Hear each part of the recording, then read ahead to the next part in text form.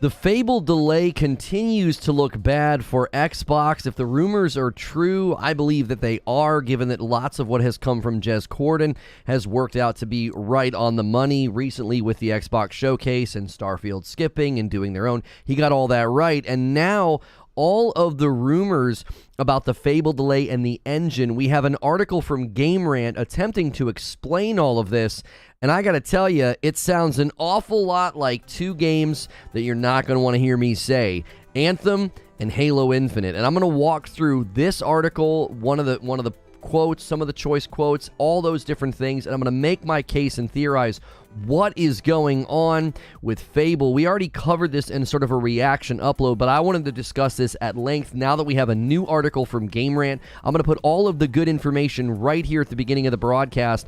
That way you don't have to go searching for it. Make sure you are subscribed to the channel. Make sure you're following me, pressing like, and all of those things. So let me break this down for you. Again, I really think that when Jez Corden speaks on these issues, we should start listening, given his accuracy and recent comments on the situation with the showcases. So I trust these rumors, and it's very, very worrisome. Now, the Game Rant article that I'm going to be using right here kicks off by saying the story originates from an article by Windows Central editor Jez Corden, which covers how Microsoft's absence from the Game Awards capped off a pretty mediocre year for Xbox. Many people were looking at this and getting pretty upset and saying things like, where was Xbox? Why wasn't Xbox there? You know, what can we count on? And unsurprising that, you know, I think that was a fair request from Microsoft fans to be like, hey, I don't understand, why is there such an absence of Xbox and Microsoft? What's going on? Well, I think Microsoft has answered with their showcase, and I'm looking forward to covering it, but I felt that it was actually an expected result from many people as to why were there no trailers? Why were there no announcements? Now, Fable and Halo, say that 10 times fast, apparently have something in common. Near the end of the article, Corden discusses the problems with Fable and Halo Infinite's development. He attributes the issues with both games to Microsoft's policies regarding contract workers and the use of third-party engines. Now, the engine policy is where things get a little awkward, because I don't necessarily think this is a rigid policy with Microsoft. They have studios right now using third-party engines, so we don't know exactly what the policy is, how rigid it is. Is this something that's going to change with the acquisition of Bethesda? Is Bethesda going to have to start shifting to other engines? I don't actually think it applies to Bethesda, because they have an in-house engine that they like to use, the Creation Engine, and that's probably something that Xbox finds appealing. But what about Hellblade 2? What about Gears? I don't know if this is a company-wide policy, but according to Jez Corden, the policy with the engines and the contracted worker situation is an issue. So let's just first look at the engine policy. According to the report, Fable's slow development stems at least in part from Microsoft's policy of using game engines developed in-house by its subsidiary studios. Microsoft does not appear to be mandating any specific engine on the studios under its control. However, Microsoft reportedly wants its studios to use internally developed engines rather than third-party standbys like Epic Games' Unreal Engine. So I think that's fair framing from Game Rant, that this is something that they would like to see.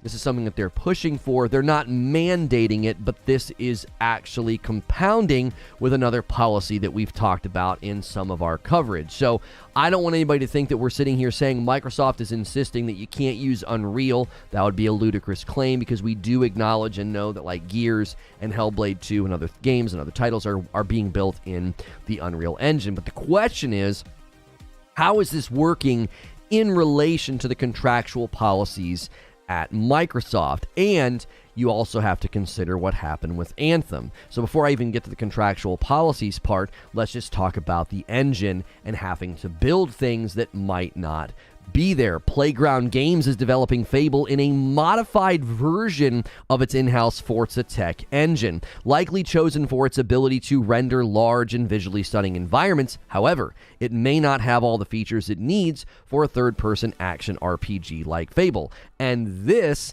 is when I'm going to talk about Anthem. If you read what happened with that game, there were systems that had to be completely built from scratch. The ability to fly was built from scratch. They weren't, the actual engine didn't have any of those systems. And if you look at the Forza Tech engine, they're not going to have any systems for third-person action-adventure animations, damage reception, damage output. All those systems will have to be built from scratch. Now, that's not necessarily a problem, but that's a time sink. That means that you're going to have to dump a lot of time into the actual engine itself. You're going to have to put more dev time into making the game run, making those systems. Now, again, I'm not trying to act like that means that this game is in a terrible spot and, you know, they're not going to be able to get this game out the door. That's not what I am arguing. What I'm arguing is that could be very similar to what we saw with Anthem. And not just Anthem, Halo Infinite. This sounds like a similar situation to what we heard from Jason Schreier's article about 343 and contracted workers. The Game Rant article continues. A bigger problem is how this engine policy intersects with Microsoft's reliance on contractors. Now, I want to say something here. Microsoft is not the only company, and they don't have the only studios relying on contractors. I'm not taking a cheap shot here, and neither is Game Rant. Relying on contractors is normal. However, according to this report here, the company's policies reportedly result in higher than normal turnover, with developers frequently needing to replace key staff members. In addition, these new contractors come in with little to no experience with Fable's modified Forza Tech engine, allowing development as the studio brings them up to speed. Reliance on contractors might still have been an issue even if Playground Games wasn't committed to using in-house engine, but doing so exacerbates the problem. So you have to imagine what's happening here. They didn't even include the 18-month policy, okay? Microsoft states company-wide, this isn't just applying to their games division, company-wide, if you're a contracted worker, you can only be there for 18 months. This is to avoid paying them benefits. And then after they're no longer working there, they can't come back, I don't think, for 6 months or something like that. Like, you can't just, like, sign a new 18-month contract. So what ends up happening is, every single time somebody comes in, you have two problems sort of intersecting. You have constant knowledge and tech and expertise and efficiency loss, because you have people that as soon as they get up to speed, they hit 18 months, they're folded into your teams, they're folded into your processes while they're walking out the door because their 18-month contract is up. That means they have to be replaced. That in and of itself is problematic. That gets worse when they have to come in and be trained on your in-house engine that they're unfamiliar with. Anybody coming in to work on this project must be trained on the Forza Tech engine unless they've worked on it before. If they've worked on it before, obviously that still is a problem, because now they got to come back in. Where are we on the project? Have you changed any of the processes? Have you changed any of the pipelines or the workflow? They need to be brought up to speed on all of that stuff. This is why I think Unreal 5 is going to have a significant impact on the industry, with so many companies switching to Unreal 5. Anybody you hire that's familiar with Unreal 5, they have so much knowledge they're bringing to the table. Maybe they come from a company where they learned some really, really great tricks and really, really great loopholes and things that you can do with the engine to expedite certain processes and certain things that you're trying to do. That is all knowledge gained. Well, you don't get that when you're using an in-house engine. So this sounds exactly like what happened with Halo Infinite. You got the Slipspace engine. According to reports, 50%, close to 50% of the 343 employees were on contracts, and they're walking out the door every 18 months, which means anybody new that comes in must be trained on the Slipspace engine. Right? Now, they say again on this same page that I was on, it is worth reiterating that these are still just rumors and conjecture. It's unlikely that anyone outside of Microsoft Playground Games and co-developer Eidos Montreal has a complete view of Fable's development. Still, it is a plausible explanation as to why fans have seen so little news about Fable in the last 2 years. I don't just think this is plausible. I think it's likely. I think it's believable. I think we've seen too many reports about this game having trouble with its engine, and now we have Jez Corden weighing in and saying, listen, I'm hearing that they're having trouble with the contraction, having too many workers on contract, and you got too many people, not familiar with this engine, and the engine's not really built for a game of this type. You have a lot of potential problems intersecting into one thing, which again, if we look at Halo Infinite, this sounds all too familiar. So I want to theorize what's going on. First, this could be another Anthem. There's a possibility we're dealing with an engine mismatch. They chose this engine for, I think, good reason. I don't think they chose it for bad reasons, because when I saw that Forza commercial during one of the press conferences, I was like, oh my gosh, can you imagine if we could play an open world RPG with that level of graphical fidelity? And I think like a couple of weeks later, this came out. It came out that Fable was being built with the Forza Tech engine. So I got really excited, but this could be an engine mismatch. It doesn't mean the engine's bad. It doesn't mean the developers are bad. It just means extra work is required, and you might end up with something on the other end that's not as polished or as good as you wanted. Unlike Anthem, I don't think this is a pre-production problem. Anthem wasn't just an engine mismatch. Anthem had pre-production problems. The people in charge were bad at making decisions. They were relying on the BioWare magic. I'm not trying to reduce Anthem's problems down to an Anthem mismatch. I'm sorry, an engine mismatch, but this sounds all too familiar. This sounds like another time where we have an engine that's really good at certain things, and you're using it for a game that maybe you shouldn't have, right? Even if they can end up using this Forza Tech engine successfully, unforeseen challenges and snags may exist. The other theory I have is this is another Halo Infinite, right? This honestly feels more worrisome than if it's another Anthem, because I believe they could get around the engine mismatch problems. They could navigate that. They could figure some tricks out. Maybe we could end up with one of the best RPGs, open world games ever, if they can figure those elements out, because the Forza Tech engine is pretty impressive. But it's more worrisome if this is another Halo Infinite, because Halo is just now about to finally land Season 3, and it still has so many issues and problems, and it's a flagship title that basically fell on its face. The sources that reported 343 having close to 50% of its staff on the 18-month contracts was really bad, and if we have a similar situation with Fable, I'm incredibly worried about this title and what ends up coming out. Now, if you add that to the fact that Halo Infinite was using a slipspace engine, another in-house engine, and other rumors that they considered abandoning the slipspace engine for Unreal, and then you look at Fable, it just sounds like we're headed in the same direction. Constantly having to retrain new contract workers will create a tires in the mud feeling. If you're familiar with when you get stuck in the mud and you're spinning your tires, eventually the car starts to slide backwards. It's not just slowing you down, it's causing regression. It's causing a loss. It's difficult to take numerous rumors and leaks about troubled dev and engine issues at this point and just throw them over our shoulder and say, none of this is real. I had somebody in my chat this morning before I went live saying these rumors have been debunked. Where?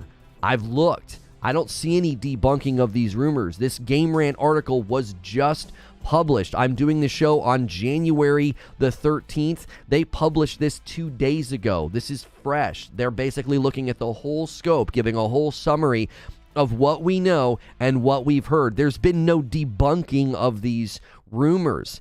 Now, when you have elements of the leaks and rumors lining up with things that we heard about Halo Infinite, it gets even more compelling and more convincing. We've seen things like this, not just in Halo Infinite, but also in Anthem. You start to look at the industry and think, this is concerning. And I saved the most concerning thing for last. There's a pattern emerging at studios underneath Microsoft's ownership. Creative directors are leaving. This could be related to the 18-month contract policy of we just can't keep people. Our creative visions are getting destroyed by the cyclical nature of this. This is not working, right? Underneath Microsoft's setup, we could have something that's not necessarily toxic, but antithetical to creativity, which is driving creative directors away. The Forza 5 creative director just left, along with 5 other Playground Studio employees, to start a new studio. Now, Playground Games is working on Fable, and this creative director and staff are reportedly not associated with Fable. They're just Forza 5. So that could just be completely unrelated, and they could just be leaving because, Forza 5 has been shipped. However, Halo Infinite lost its creative director very recently. That's after multiple creative directors left Halo Infinite. Everwild from Rare making Sea of Thieves, their awesome game that we've seen, sneak peeks and concept art from, Everwild, that creative director has reportedly left as well. If this is a pattern, then Fable could be the next troubled game underneath Microsoft's watch. My conclusion: it's really hard to formulate a theory where nothing is wrong and this game's going to be amazing. It's really hard to do that. I can't read any of these tea leaves, any of these leaks or rumors, and look at any of these patterns and say, oh no, Fable is well on its way. Big titles tend to require big teams, and the pattern at Microsoft is that it's baked in with two significant challenges. You're using in-house engines due to outside talent being unfamiliar, and then you're compounding that problem of unfamiliarity with your in-house engine with an 18-month contract policy. I continue to hope that I am wrong, and that 2023 and beyond proves that good games can come from Microsoft-owned studios. Even if Redfall and Starfield managed to impress, most of the dev work done on those was outside of Microsoft's ownership. I think we have to look beyond Starfield and Redfall. I do.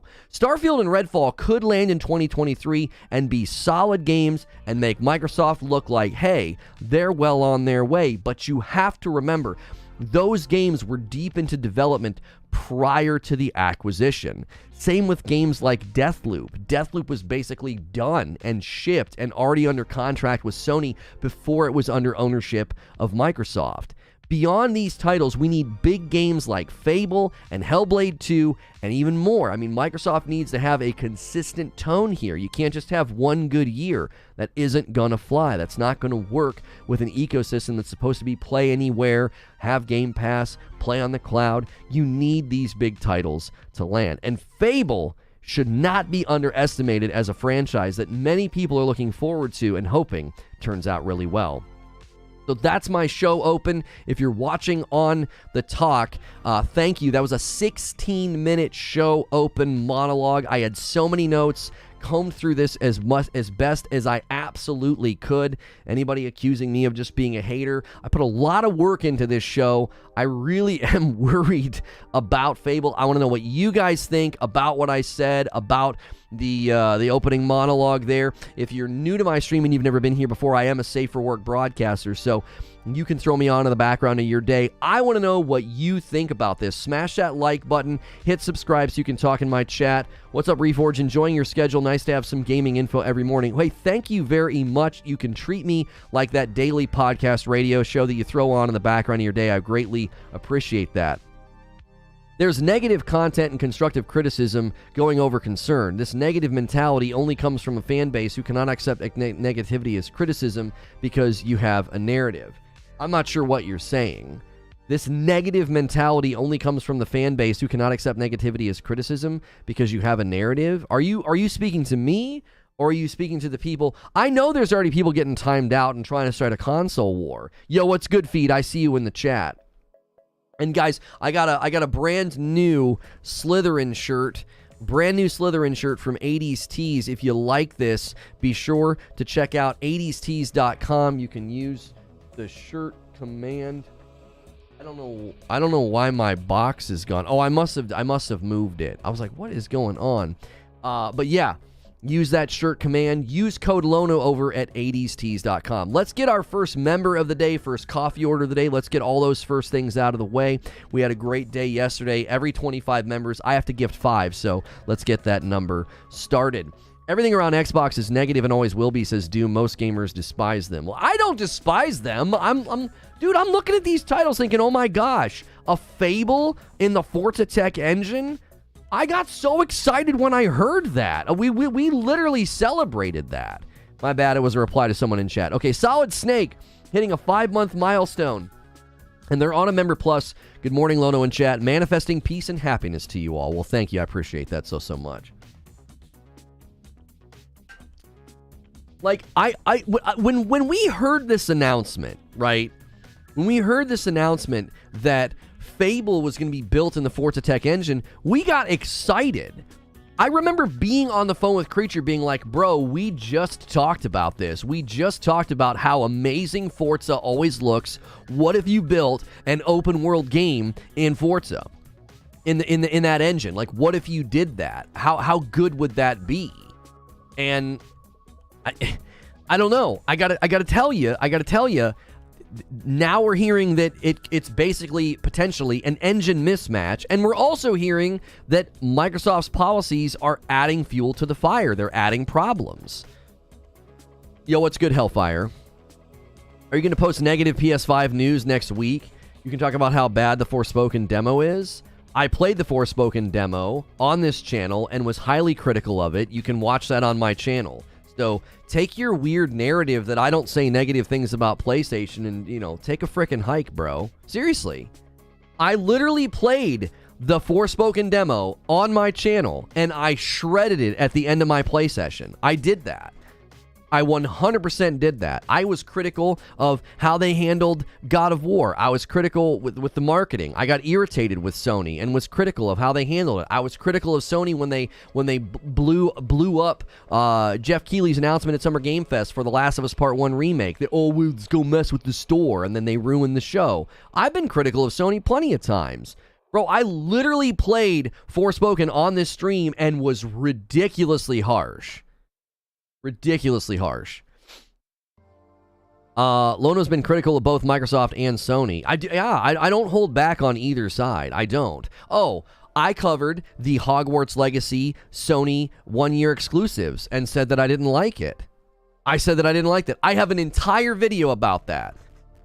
I have an entire video about how I don't think they should be doing this, and I held Sony on that. I was like, quit doing this. Quit paying for one-year exclusives. I 100%. I've got a whole video with that. The thumbnail, the title, everything.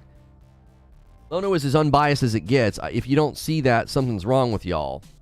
Lono is one of the most open people about his opinion of things, and this is why I respect his opinion on things. That's better. Hey, Hellfire, welcome back in. Getting that badge back up and running for you. The liquid metal leaking is a debunk. Yeah, that's been debunked. The whole don't put your PlayStation 5 vertical, that's been debunked. That's not true. That's already been shut down. Yeah, I've watched this, Lamau. Giving your opinions doesn't free you from responsibility of acting like a butt while doing so. Oh, you're talking to somebody in chat. I was like, hopefully you're not talking to me. Or the Forbidden West thing. Yeah, I took issue with the Forbidden West thing. Thank you, Greenside. Do you guys remember when they weren't going to give people the free upgrade for Forbidden West? They said they were going to make it a free upgrade, and then they were talking about not doing it. And I was like, no. You told the public that they could buy the game on the PlayStation 4 and then upgrade for free. Do what you said. I held them to that. I ripped them up one side and down the other for that. I was like, you can't say one thing and do another. Ion Life's better than Forspoken. They're completely different games. What are you talking about?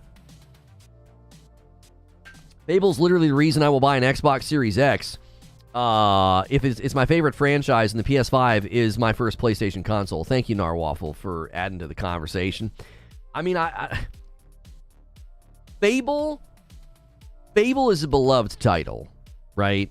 Fable has been around for a very long time. It's a beloved title. Here, let me make sure I can see what y'all are saying over here on the talk. Don't listen to these naysayers. People that claim you're biased are the ones that are biased. I appreciate that. Thoughts on... I don't know what you're asking. You have a random username. Yo, Cardoc Ren's going to kick things off over here on YouTube with 5 gifted members. Thank you so much. Let me turn my alerts back on. Mighty Healthy, my man Ronald Mayday, Leo H, Sam Jack, Chris Surf. You guys all got badges, setting us on our way to the first 25 members. Let's set our sights on 200 likes on YouTube. Let's hit 1,000 likes over here on the talk. Smack that screen as much as you can. Happy Friday. How are you, Tiff? Good to see you. Pretty sure all your talks are negative when they come across my feed. Negativity equals views, though. Here's the thing. It's not a matter of, they're only negativity. Let me explain to you what those clips come from. Yo, what's good, Civics? The clips that you see on my shorts feed on YouTube or you see on talk, those are just highlights from the stream. I literally just go back and rewatch the stream and try to find good highlights. And a highlight of me being like, this game's going to be awesome or this game's going to be really good, no one cares about that. No one wants to interact with or dialogue with somebody hyping up a game, right? So you have to understand what you're engaging with. When you engage with short form content, it's either going to be like comedic and entertaining, which we've done a couple of those. I did my sarcastic one where the guy said all the Sony games are the same, and I sarcastically agreed with him. What's hilarious is how many people on the talk think I'm being serious. It blows my mind that they don't pick up the dripping sarcasm. But like, it's either entertainment humor or it's going to have to be like a critical look at something so that people actually interact with it. Nobody's going to interact with a hype video. Oh, this game's going to be sick, bro. Okay, what do you want me to say? No, it's not. Like, I just don't think you can do that with short form content. Personally, I've given Fable 3 numerous tries and just couldn't get into it. Fable 3, I remember playing Fable 3. I do think that Fable gameplay has a particular appeal, and if it doesn't appeal to you, it's going to be really hard to get into. I do. I remember enjoying Fable 3 quite a bit, but I also remember aspects of it being like, I don't care about any of this stuff, right? You get into some of the decisions and the political stuff, and it's just like, that's not what I wanted to do. I want to go dungeon crawl. I want to go, you know, third-person action-adventure hack-and-slash RPG it up. You know what I'm saying? That's typically what I want to do. What a world we live in where the reporting of information has become seen as negativity. Right, like, I literally grabbed a this is a brand new article. Well, not brand new. It's a couple days old, right? A brand new article from Game Rant, Fable's engine delay rumors explained. And I thought, this is a great rundown of everything that's going on with this game. And my oh my, is all of this concerning. This sounds like stuff that we heard about Anthem. This sounds like stuff that we heard about Halo Infinite. I am concerned. I was looking forward to this. I celebrated the announcement. I said, Fable, built in the Forza Tech engine? That sounds legit. That sounds awesome. I can't wait to play that. Oh my gosh. It'll be one of the first games in an engine that typically gets open world photorealistic stuff. Like, it gets it so right. By the way, when I'm saying all that, I'm praising an Xbox property. Like, do you hear that? Like, I think sometimes, let me give you an analogy here. I've been reading The Lord of the Rings for the very first time. I was going to read it for a class a long time ago, and they changed the reading list, so I had to stop reading it. And I got to a really, really great part that should have been included in the movies because I think they sell the Hobbits short. The Hobbits are valiant and brave and crazy important, and they get turned into comic relief in the movies. And Peter Jackson should be ashamed of himself for doing that to the Hobbits. They're so central, so brave, so valiant, and he turns them into comic relief. It's stupid. In any case, I think he failed as a director in that regard. He did. He failed significantly with the Hobbits in The Lord of the Rings. I know that might be a hot take, but the more I read the books, I'm like, he did actually a really bad job with some of this stuff. Like, an actual terrible job. Anyway, there's a point in Gondor where Gandalf comes to realizations about Denethor, and he says Denethor was using one of the 7 stones, and he was too strong to be swayed to the dark side, to the evil side, right? He was too strong for that, so Sauron only let him see certain things. So he only saw certain things about what was coming, and it shaded his vision so much, it drove him crazy, made him mad, filled him with madness, and he burns himself alive. He's going to kill Faramir as well, right? So, track with me here. Denethor was only getting fed one shade of information, and it made him nuts. It made him lose his mind, and he went way off in despair and hopelessness, right?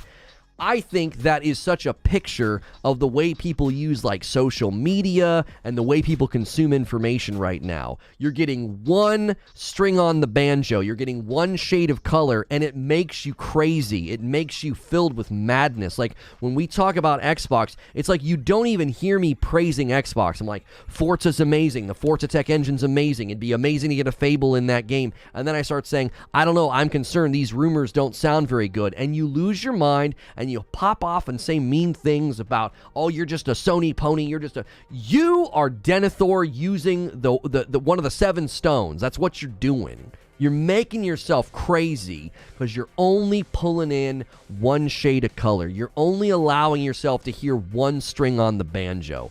You gotta stop doing that. You must. Like, see that the world's bigger than that. You have to. Like, I don't put out hit pieces on Xbox because I'm anti-Xbox. They have absolutely, they've got to bring it. They're not bringing it right now, and I'm super worried. Everything we're hearing, it's like, what are y'all doing over there? What did you do to our boy?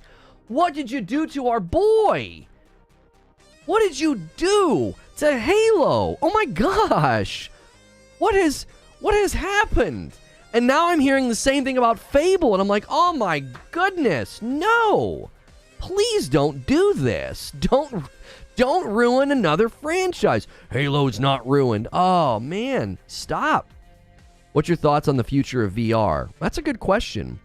I think VR is going to struggle for many years. It's going to struggle for many years because it's got multiple things working against it. You got to wear something, you got to buy extra equipment, not a lot of games is compounded by the fact that it's a smaller market. Because it's a smaller market, investors and publishers aren't going to back big projects, they're going to back smaller projects, which will make it less appealing to consumers, which will continue to keep the market small. It's growing, it's scrappy, but they have a lot of hurdles to get over. I think VR has a promising future, just going to be a slow one, that's all. You don't trust Playground? I didn't say I don't trust Playground. I've never said that. Kicking it with Timmy B, jumping back in as a member. Thank you so much for doing that.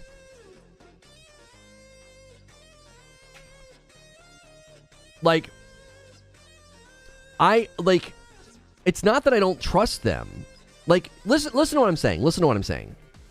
I got really, really excited when I heard the people that make Forza, the people that came up with the Forza Tech engine, an impressive engine, look at their games.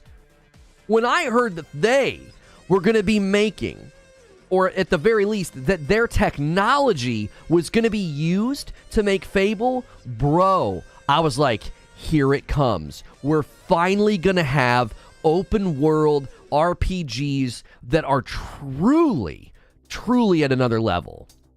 We're gonna look back at Skyrim and say, you have been truly left behind. We are now in the real era of open world greatness, right? When I heard that, I was so thrilled. Why? Because of what Forza has achieved.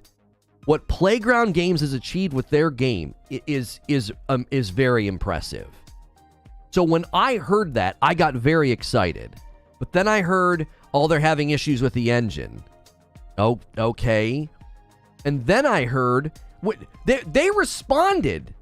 Didn't they respond? They responded to engine rumors, right? Engine trouble, rumors, response, Fable. Didn't they respond and say they were trimming the game down? Yes. Fable was downscaled due to engine issues. They basically responded and said that, yeah, the only thing that's debunked is people started spreading the rumor that they were going to switch off of the Forza Tech engine. That rumor has been shot down. But they basically said, yeah, no, we've had to trim some of it down because of engine trouble. There was an interview where they essentially said that. Wasn't there? I swear to you, there was an interview where they said that. That's why I'm seeing headlines saying that. It was scaled down. Yeah, the producer addresses Resky's scope rumors and said it's a normal part of game development. Now, I'm not saying that's cause for alarm. That was the very first thing that we heard. Okay, no big deal. I could live with that headline. I could live with that interview.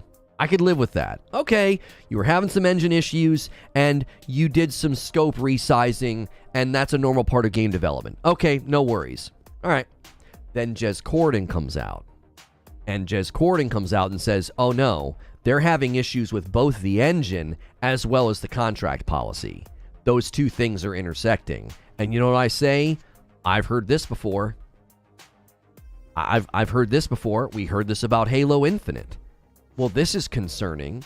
And in the same week that I get a brand new article from Game Rant breaking the whole situation down and outlining all the problems, this is on the heels, by the way, of Jez Corden getting the Xbox showcase right on the money. Got that right. He actually also got it right that there's a Starfield showcase coming later. He got all that right? Jez addressed this on Rand. Even he said it's a nothing burger. So he comes out and reports they're having engine troubles. It's being compounded by the contract, and then comes out later and says it's a nothing burger. I don't. I have a hard time believing that narrative. I have a hard time believing that narrative. Like, you can't say all that and then turn around and be like, oh, it's a nothing burger. What are you talking about? So you heard they're having engine troubles. You heard they're having issues with that compounding with the contracts. And now it's nothing. It's all been fixed. It's all totally fine. Come on. Get out of here. That's not how these things happen. You've got multiple things now coming out, multiple rumors and leaks that they're having issues with the engine. And we know the 18-month contractual policy hurt Halo Infinite. We know that. That's all but verified at this point. He only mentions contracts, not engine issues. Oh, okay. So you understand how those two things are related, right? That's why I keep referencing Halo Infinite. Let me connect the dots again. You may have missed my show open, okay? He didn't say that's what he had heard. He said he wouldn't be surprised if it was happening. So, near the end of the article, Corden discusses the problems with Fable and Halo Infinite's development. He attributes the issues with both games to Microsoft's policies regarding contract workers and the use of third-party engines, right? So he's connecting the two. This was in an article on Windows Central, by the way, that they're referencing. According to the report, Fable's slow development stems at least in part from Microsoft's policy of using game engines developed in-house by its subsidiary studios. Microsoft does not appear to be mandating any specific engine on the studios under its control. The two are related, bro. Like, Microsoft isn't saying you must use these engines. What they're doing is they're coming in and they're saying, our company-wide policy is that contractual workers can only work for 18 months. That's the problem. So you have companies that are like, we use our own engine. Okay, sure, that's fine. That's not a big deal. It is a big deal when any contractual worker that you bring on has to walk out the door 18 months later. I don't even need to cite Jez Corden. Forget that for a second. Let's say he brushes it all off, says it's a nothing burger. Let's say that he's like, oh, that's not what I meant. That's not what I intended. Okay, regardless of that, we have leaks and rumors about downscaling the size of the game because of engine trouble. We have more leaks about the engine giving them problems because it's not built for this game type, right? They're having to build new systems. And then we have the observation from Jez, which any of us can make this observation after the reports about 343, that the 18-month contractual policy is going to be causing an issue. You don't need to be an insider. You don't need to have inside sources to connect those dots. That's a unique challenge. There are so many companies out there, and I'm going to name one of them and start to think about what might happen. I don't know. What might happen 10 years from now? Bethesda. Bethesda uses an in-house engine, creation engine, right? It's a good engine, very moddable. It's got issues. A little rough around the edges, a little old, but still seems like a fantastic engine. Seems like a very good engine for the worlds that they try to build and the games that they try to build. What do you think's going to happen to Bethesda in 10 years when they have to get folded under this policy? How many contractual workers do they lean on for projects of this size and scope? How many? I don't know. None of us do. So whatever the percentage is, they have to fold under the 18-month contractual policy. So again, you don't have to be an insider. You don't have to have like inside scoop rumors that are locked in. You don't need that. All you have to do is look at what happened to Halo Infinite. I was gonna make a joke about putting a turbo on a horse, but these guys are like 90% lungs already. I'm not sure what you're trying to say. Fable is fine. I don't get it. I just don't get it. Every time we try to cover one of these stories, I get painted as being anti-Xbox. I could rattle off all the things that are great about Xbox. I rattled off all the things that are great about Forza and the Forza Tech engine and Playground Games. I rattle off all that stuff, but it's, no, you're just being a hater. Fable's fine. Why is Fable fine? Where do you get that confidence? Where? Let me list all the reasons that I'm concerned. I'm not trying to convince you to be concerned, and I'm not trying to be a doomsdayer, right? But let me just list all of the reasons that I'm concerned. Number one, they're not just using the Forza Tech engine. The team that builds Forza is building this game. So you have two things at play there. You have an engine that's never been used for a game of this type before, like we saw in Anthem, and that could pose problems. That's a risk. Let's just do risk assessment, okay? That's a risk. Now you have a team that's never built a game like this. They've never built third-person action-adventure melee animations. They've never built worlds that you can explore and RPG skill trees and all those things, right? They've never built those things. That's another risk, okay? Then, once you get into development, the risk becomes this engine is a mismatch. It doesn't have those systems. You have to build those systems from scratch. With Anthem, they had to build the flight system from scratch. It wasn't it wasn't there. They had to just build it. So think of all the brand new systems they're going to be building. Think of all the time, all of the investment, right? Like everything goes in, all that time goes into that. That's another risk. All that time, all that investment into building those systems instead of building the game. That's another risk. That could be bandwidth loss. That could be efficiency loss. Then, let's add another risk. You have another game being built in a non-industry standard engine. It's not like Unreal or something. And it's so it's an in-house engine. That means anybody that gets hired has to be trained on that engine. Okay, that's another risk. That's another challenge. In addition to everybody that gets hired to work on this in-house engine, you have the 18-month contractual Microsoft policy. That's another risk. We saw that cause problems with Halo Infinite. We have inside staff from 343 that talked about how that was a problem for 343's development efficiency and for Halo Infinite. The estimate was close to 50% of the staff were contractual, okay?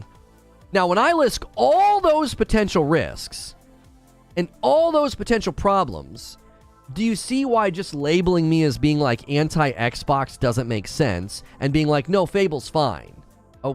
What evidence do we have to point to that? What do we have? The only commentary we have is that the scope was resized and that's a normal part of game development. And that was in response to the initial rumors and leaks that they were having engine trouble and having to make adjustments to the game. They were struggling to build this game in this engine. That was their response. That's all you have right now. That's the only concrete word from the what's the phrase? From the horse himself? What's the phrase? From the I don't even know. Direct from the source. Direct from them. Like, that's all they've said. Are we sure the contractual policy is applicable for Bethesda and Activision in the future? Maybe. Or just individual acquisitions like Obsidian. Doomslayer. It is a company-wide... From the horse's mouth. Thank you. I was like, what the frick is the saying? Direct from the horse's mouth. Direct from the horse's mouth. Yeah, quit doing the Xbox fanboy thing, SDO and others. Quit injecting that into the chat. Stop it. That just isn't helpful. What about Ninja Theory? Okay, that's a good question, Cisco. That's a good question. So we have... Now, again, I'm not running with the narrative that they have an engine policy. I don't think they have an engine policy. Because you have Gears of War being built in Unreal 5, and you have Hellblade 2 being built in Unreal 5. I actually don't think that Microsoft has an engine policy. I'm going to give you a hot take right now. I think Microsoft's engine policy should be to switch everybody to Unreal 5, if possible, right? Like, I don't think you necessarily need to do that with Bethesda, because so much of what they've done with creation, but I think they should start folding their studios into Unreal 5. Why? Because I think that would complement their 18-month contractual policy. It would actually work a little bit better. Oh, no worries. It is a pain in the butt to constantly have our contractual workers leaving every 18 months, but at the very least, we have a bigger pool of talent to hire from, and when they come in, they don't need trained on Unreal 5.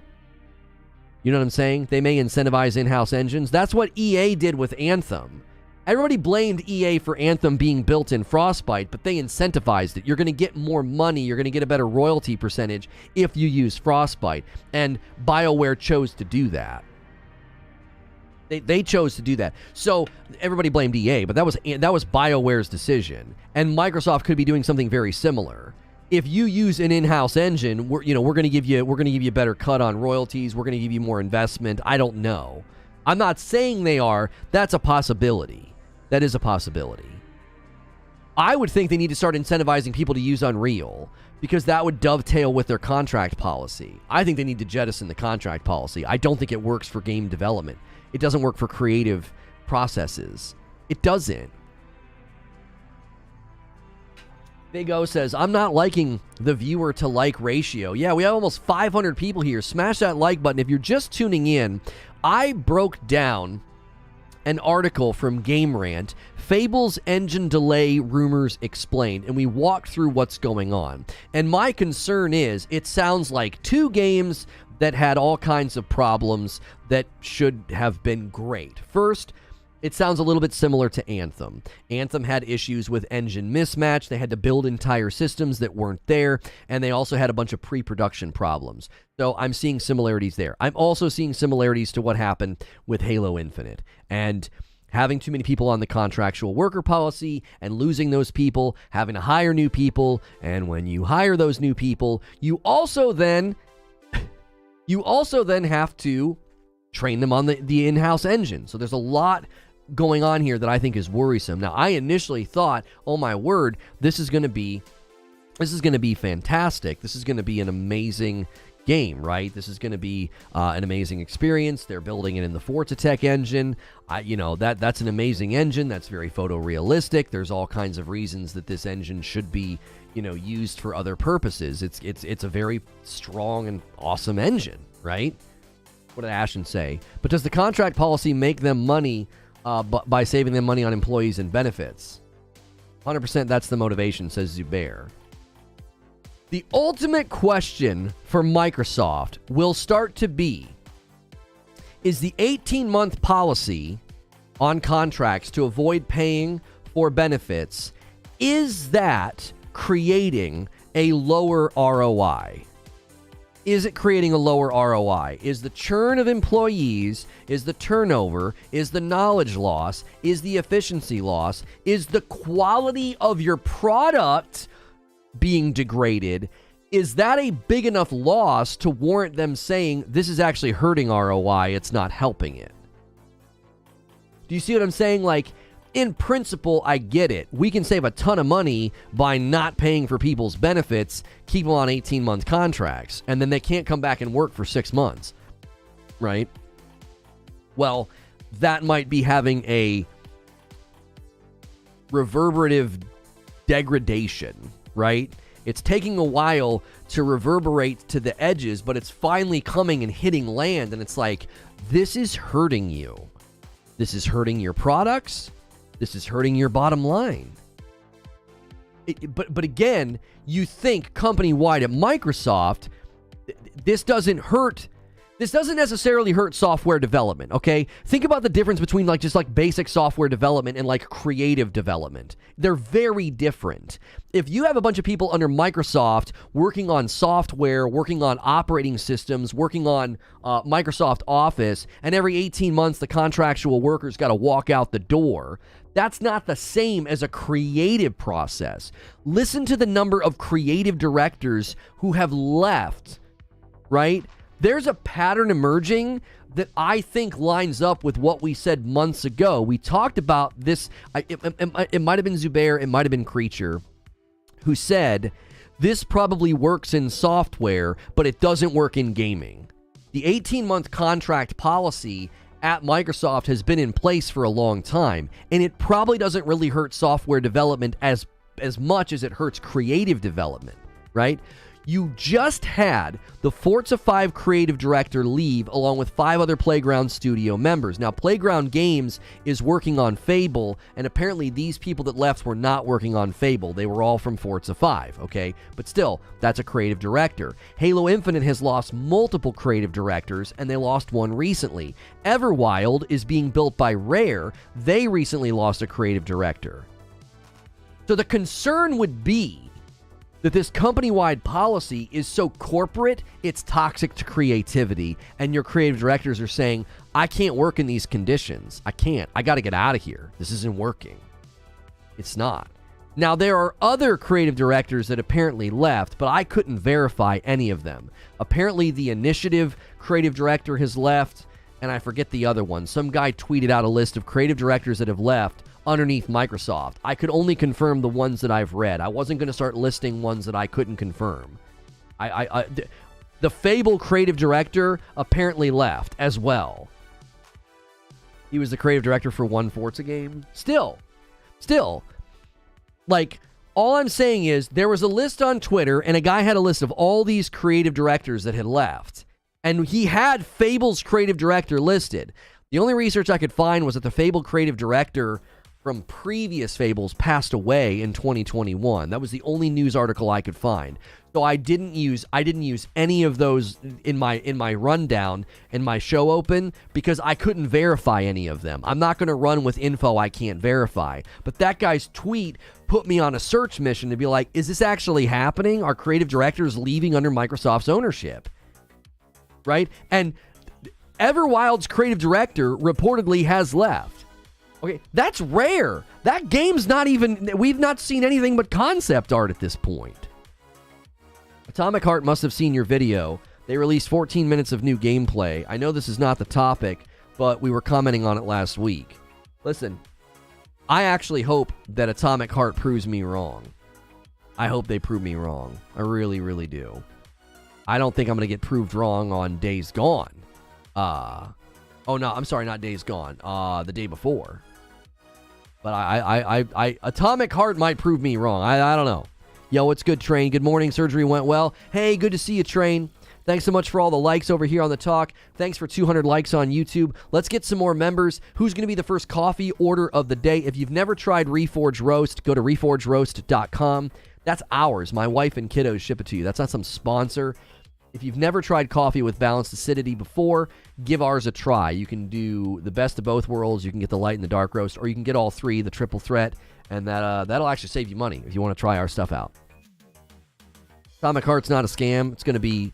Yeah, I'm worried about it, though. I'm really worried about Atomic Heart. It's another game that I feel like we've just seen a lot of fully rendered gameplay. I don't know if we've seen a lot of raw gameplay. I could not track down whether or not when IGN put out their preview, I was like, is this B-roll from the devs or is this raw recordings? I couldn't tell. Is this going to be the year where the slogan changes from "the wait is over" to "is this game even real"? Yeah. Creature said we need to start looking for games like that and just be like, is this real? Is this real? It seems like there's so many games, right? And who's this be? I just subscribed. Well, welcome on in. The name of the channel is Reforge Gaming. We stream over on the talk under Reforge TV. Our Twitter is Reforge TV. The talk, our Discord is discord.gg/Reforge TV. Everything's under Reforge TV, but when you come to YouTube, we've got, Reforge Rundown channel, Reforge Dungeon for Diablo 4 coverage, and then we have Reforge Gaming, which is the main hub for live show, live content. It's interactive like this. It's safe for work. I'm not cursing and swearing. You can keep me on in the background of your day. The new gameplay they release is not raw and is spliced together. They're missing animations and cuts, says Barrier. Look who they released new gameplay to, says Eugene. Oh, who'd they release the new gameplay to? Was it IGN again? Are they only funneling the gameplay through IGN? I will not accept disrespect of Playground Games. They have earned their position. I've not said anything to disrespect Playground Games. In fact, my excitement about Fable was because of Playground Games and the Forza Tech engine, right? When are you going to say one bad thing about PlayStation? I'll give you a couple from my past streams. I know it's hard to imagine that people have Nuance and full comprehensive coverage, but I played the Forspoken demo and shredded it. I took them to task over their God of War marketing. I took them to task for how they trickled out gameplay for God of War. It was irritating and very frustrating for coverage and for the audience. I took them to task when they weren't going to give people the free upgrade on Horizon Forbidden West. I criticized them for that. I have a video right now about what PlayStation needs to do in 2023. I'm critical of PlayStation Plus and what it looks like on their platform. I'm critical of their UI. I'm critical of their PlayStation Plus offerings, not feeling like I'm getting as much value. Like, is that enough? Or do you need more? Do you need me to literally be like, PlayStation bad? Like, will that make your fifis feel better? Like, I have plenty of content where I'm critical of PlayStation. Game Pass, while successful, will be the end of Xbox. I don't agree with that. Microsoft just wants a decent game to be thrown on Game Pass to get subscribers. It's not about quality with Xbox, it's about quantity. Nope. You're going to see Microsoft's strategy slowly shift in 2023, and I'm going to tell you how they're going to do it. Maybe I have bad luck, but I only see your videos when you're trashing Xbox. You do understand how YouTube works, right, Pedro? Like, you're going to get fed videos that they think you're going to click on. Do you watch a lot of Xbox content? So the algorithm thinks you want to watch Xbox content. So my video today, of course you're going to see it. Do you watch a lot of Sony content? Are you big on Sony content creators and big on Sony titles? No? Then you probably didn't see any of my Sony content. That's how the platform works. Like, this is basic, man. These are basic things. Anyways. Let me tell you, this is probably another talk show. I don't want to cannibalize a future talk show. But let me tell you how I think Microsoft's going to shift their strategy a little bit. You demand more Stadia coverage? Sorry, I'm not doing that. I actually think Microsoft's going to change their strategy a little bit. I think they're going to change their strategy a little bit this year, right? Digging the Yeti mug, great investment. Thank you. I'm actually drinking our holiday roast in here. I would love to get my logo on there. That'd be amazing. But this is what I think you're going to see in 2023 from Xbox. Now, Fable is probably a part of this strategy, so just think Fable with me as well. Like, we're talking Fable, the relay, the delay, the rumors, the engine. Fable gameplay. Is it going to look good? Is it going to run good? Okay, let's kind of set that to the side, but let's consider Fable and Starfield and Redfall and all these Xbox titles. This is what you're going to see from Xbox going forward. They've already revealed that they've kind of plateaued with Game Pass subscribers on console. They see a massive amount of potential for growth for Game Pass on PC. I've continued to say that Microsoft could be a sleeping giant because if they can nail their ecosystem with cloud-based gaming, gaming everywhere, Game Pass and all of that, showing up on TVs, mobile devices, and everywhere else, their ecosystem and footprint could grow very rapidly, and then they could be a more winsome platform for third-party developers, third-party relationships, and etc. So I've said that before. Like, I think Microsoft has potential if they can nail some of these things. Now, obviously, the Activision Blizzard acquisition is a part of some of that strategy. Like, they want some of those really big titles. But here's what they're going to do. They're already doing it with Redfall. And they're going to do it with Fable. And they're going to do it with Starfield. They're going to tell you, you can play these games day and date on Game Pass. Or you can play them early if you buy the deluxe edition. They're already doing that with Redfall. I think they're going to do that with all of their big mainline titles. And I actually think it's a pretty smart play. If they do that with Starfield, they're doing it with Redfall. If they do that with Fable, when we finally get a Fable release date, and you're like, oh man, I can't wait to play Fable, they're going to say, you can dive into Fable gameplay day one on Game Pass, or you can buy the deluxe edition and play early. They are going to foster an ecosystem and culture of purchase, and that's how they're going to do it. By making the purchase feel exclusive, cool kids club, get in early, FOMO. FOMO stands for fear of missing out. If you ever hear people say FOMO or they type it, FOMO, fear of missing out, that's what they're referring to. That's what I think you're going to see going forward from Microsoft. And I actually think it's probably going to work in their favor. Yeah, and you get a discount typically if you have Game Pass. That's right, 9milli. That's right. They promise day and date, so they can't go back on that. They just change the constructive day and date. Clever. It's I'm telling you, it's actually kind of brilliant. I've consistently praised Microsoft for how ballsy they are, right? It's ballsy to walk out and be like, yeah, we want to buy Activision Blizzard. I'm sorry, what? I'm sorry. I thought you just said you wanted to buy like a third of the gaming global market revenue generation. Can you say that for me one more time? Like, no, yeah, we want to buy Activision Blizzard. Looking bad, though. Looking bad. Google and NVIDIA are weighing in. They're like, yeah, we don't think this is a good idea because we really care about cloud and the future of cloud, and this could be bad. So that one's, I don't know. That deal's looking tough.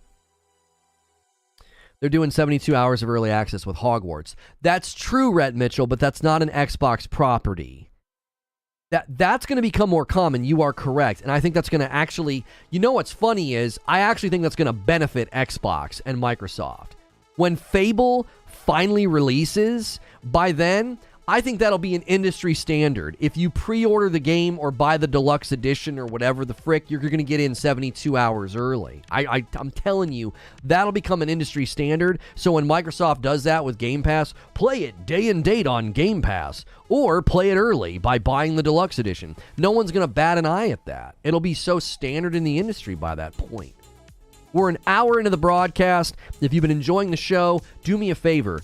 I don't run ads. You may have noticed that. I'm not disrupting the show with ads because I don't think that's conducive to a live environment. Consider pressing the star over on the talk to become a subscriber of me. That does cost money, but it supports me directly. If you're watching on YouTube, subscribing is free. Pressing the like button is free. Do those things. It helps my video find more people. Consider becoming a member like Master Ty just renewed in chat. 16 months, a member VIP. Thank you so much. That's a gold badge. And consider maybe gifting some members. If we hit 25 members, I gift 5 as a way to say thanks and pay it forward. Something's definitely going on over there. They ain't talking because creative directors just keep leaving. Yeah, I'm telling you, Joe, that's another pattern that's concerning. Right? That's another pattern that's concerning. Now, I couldn't find any research indicating whether or not Fable's creative director left. Paul says,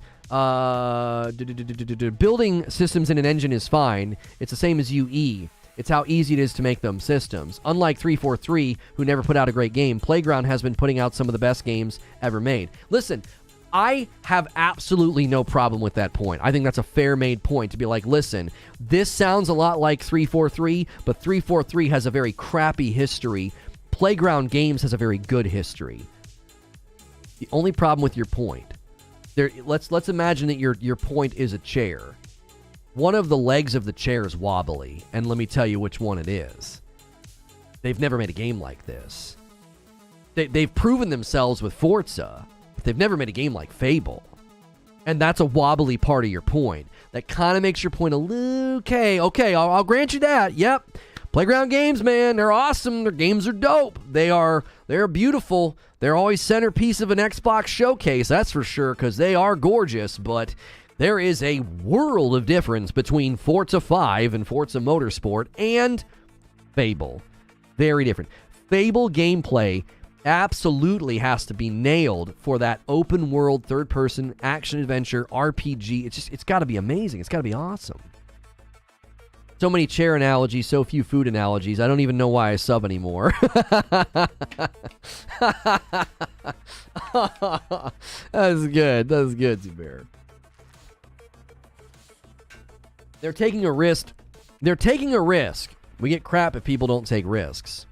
Yeah, I have a video coming today about Assassin's Creed Mirage. It'll be an upload. It's me reacting to new information about AC Mirage. And I talk about that. That dichotomy in gaming where, well, it's just another Far Cry. It's just the same formula. And then you take a bunch of risks and you innovate and make a bunch of changes with Assassin's Creed Origins, and Valhalla and Odyssey. This is not the same game, right? Like that frustrating dichotomy for game development where, like, if you take risks and you innovate and do all these cool things, you get told that you've abandoned your soul and you're not the same game anymore. If you stick to the same formula and the same format, you get told that you're lazy and you're not taking risks and you're just being safe. Yeah, that's got to be really frustrating as a developer. Eric says, the Fable Infinite. You haters keep making fun. You'll eat your words when it comes out next month.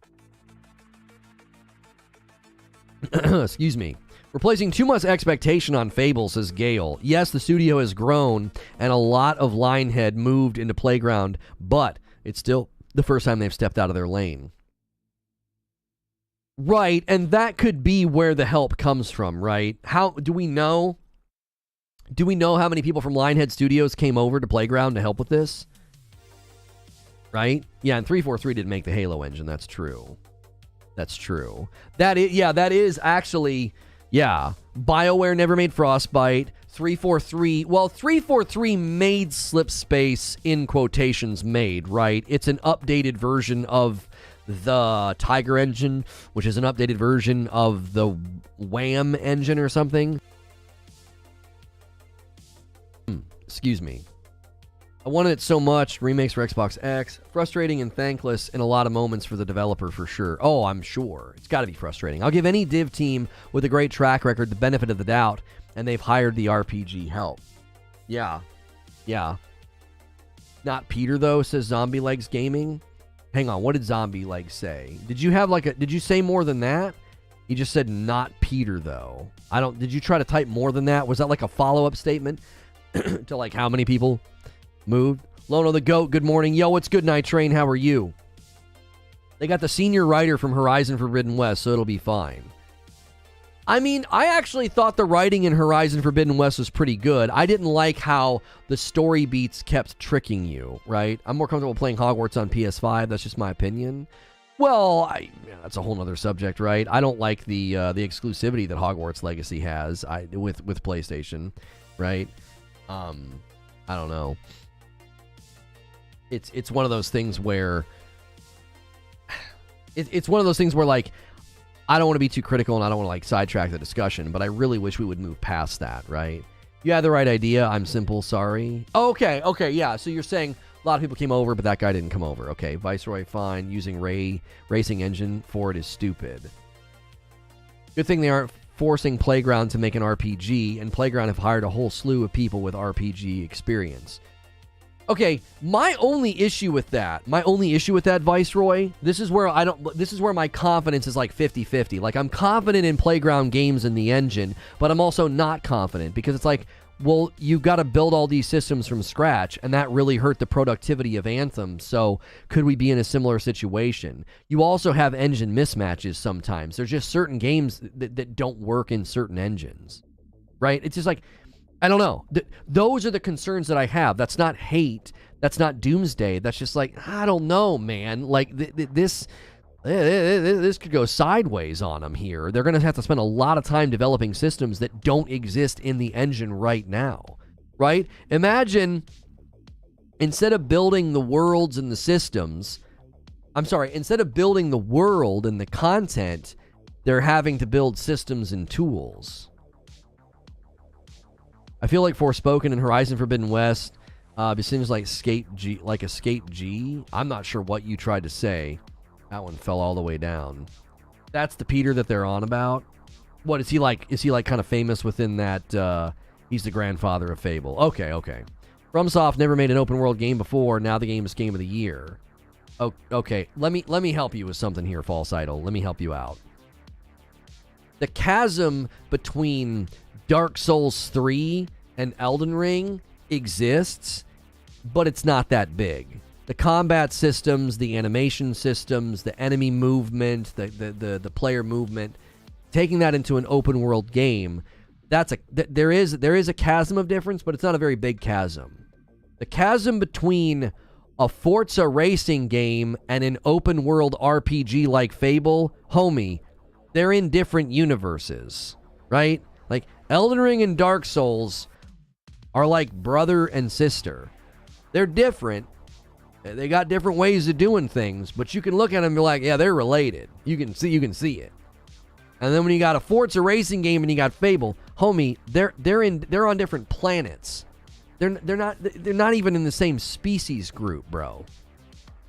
Like, what you know, you have to know that's not a very compelling or strong argument. I'm not saying they can't do it. I'm going to keep saying that. I'm not saying that Playground Games can't do this. I'm saying when you list all of the risks and challenges, it leads me to feel concern. Don't you see? I've not said it's going to be bad. They're going to do a bad job. This game's going to suck. This is going to be terrible. I'm like, no, this looks bad for Xbox. This is another title that could come out like Halo Infinite, because everything I'm hearing sounds exactly like the post-mortem that we heard on Halo Infinite. It all sounds the same. I'm at work. I feel like Forspoken and Horizon Forbidden West are getting used as scapegoats so people have something to critique Sony on. Horizon Forbidden West is good, and I think the demo was great. I think Forspoken has a lot of problems. I think there are going to be people that like it. I don't know why anybody would try to use Horizon Forbidden West as a scapegoat for anything. It was nominated for awards. Like, if anybody is trying to be pro Xbox and they start taking shots at Horizon Forbidden West, just ask them how many game nominations Xbox got last year compared to Sony, and then they'll probably get quiet very quickly. Like, I don't know why anybody would take shots at Horizon Forbidden West. It did well commercially, highly reviewed, and it got nominations. Horizon Forbidden West was good. That Forspoken, though, yeah, Forspoken's a little rough. It is a little rough. It's also not a first-party Sony title. It's just got a year of exclusivity on Sony. Keep that in mind. If you want to try to if you want to try to take shots at Sony via Forspoken's not a first-party title. It's a third-party title with an exclusivity deal. It doesn't really count. I was counting it earlier, but only because the guy asked me. He was like, are you going to make negative content about the Forspoken demo? And I was like, beat you to it, buddy. Already did. Was the Forspoken a demo or a beta? It was a demo, Zubair. I think Forspoken will surprise people. I do too, by how bad it is. 8th best-selling game of the year as an exclusive and was nominated for multiple awards. Yeah. Horizon Forbidden West is in the top 10 for game sales last year, and it was only on PlayStation. I'm 100% on board with Lono about this. I love Fable, and I want it to be good, but this is for sure scary in a sense, especially in the way the games are being made now. Hopefully they do amazing. Thank you, T Multiplied. I appreciate that. I'm seeing a lot of very faithful names in chat that don't have badges. I'm going to ask for two things. If you're here a lot and you talk a lot and you can become a member, consider pressing join or the $ at the bottom of the chat. If you can't afford it, then I'm just going to encourage you to be here as often as you can so that when people gift members, you get one. Those of you that like gifting members, now would be a good time. I see a lot of faithful homies in the chat. We would much rather see faithful names get it than random names like we have had on some days, so now is a good time to do it. So thanks so much for being here. If you can't do a membership, do those things that are free. Smash that like button, smash that share button, get more people in here. That helps me out, and it doesn't cost anything. Did you have a fear of a gorilla being able to execute on Horizon because of how different it was from Killzone? Well, you got to remember something here. I wasn't dialed into who Gorilla was, and I wasn't dialed into any of that back then because I didn't have a Sony. I didn't have a PlayStation. So I didn't have a reason to feel that way. I didn't have a reason like, I don't know if they can pull it off, man. Like, I was new to the PlayStation ecosystem back then. So your question is fair. I don't have a great answer for you because I just didn't have the system back then. So it's a fair question. It is. Digging your Yeti mug. Great choice of mug. 40 ounce. I got the same one. Great buy. Pedro, you said that already. Do you work for Yeti? I'm not being facetious. If you work for Yeti, I'd love to talk to them. They would fit really well with our audience because we sell coffee. So a sponsorship with them would be amazing. Unless you just absolutely love your Yeti. My man just keeps bringing it up. He's like, man, that Yeti. It's just such a great Yeti. I only become a member if you promise to say Sony is bad every show. I do love my Sony. You didn't have a Sony PlayStation 3. No. My first Sony PlayStation was the PlayStation 4 Pro Spider-Man combo. That was my first one. Yeah. A Yeti sponsorship? That'd be amazing, wouldn't it? Does your coffee have K-Cups? No, we have a K-Cups command. You can buy reusable K-Cups on Amazon, and then you can buy my coffee. It's going to save you money. You can then support my business, and it's better for the environment. That's a lot of nice boxes you can check. If you're like, I don't care about the environment, well, it's still going to save you money, and then you get to support me. So, I don't know. Go burn some styrofoam after you do it if it's going to make you feel better. I am totally kidding. I am totally kidding. My bad. I just wanted to see if you saw that. Yeah, my man. It's my new mug, and I'm obsessed. Yeah, my dad loves his Yeti, too. He doesn't... Mine is... I'm super nervous to do this on stream. Yeah, mine's spill-proof, and my dad's got the older lid that's not. As it ages, I'm always worried that magnet's gonna, like, lose its strength. Like, that's how it works. Like, you can take the lid apart to clean it. It's a magnet. It's really nice. Lono Wyland today. Yeah, we have a K-Cups command in chat. We have a coffee command. We have a shirt command. If you like my Slytherin shirt, if you're a big Harry Potter fan, man, use my code over there on 80stees.com. Use code LONO. I thought at first it was bad if Microsoft was forcing people to use certain engines. Isn't it good to allow Playground to make the game the way they want with the engine that they want? Well, I was crystal clear on this, and I'm going to state it again in my coverage, Mike. Microsoft does not seem to be mandating engine usage. That's not something that we have any evidence or rumors or whispers about. However, the issue is the Microsoft company-wide policy with you can't be on a contract longer than 18 months. That could be working against people using in-house engines. Does that make sense? So they're not saying you must use an in-house engine. They're saying contract workers can only be working for you for 18 months. And it's like, wait. We use an in-house engine. That's going to pose a problem for us. We've already seen evidence of this in Halo Infinite, and I'm worried it's going to pose problems for Fable. Because the Fable devs are sitting here being like, wait a minute. We rely on contractual workers, and we're using our Forza Tech engine, but if these contract workers leave and we have to bring in new people, the new people aren't familiar with our engine. We have to train them, and then they're only here for 18 months. So we lose time.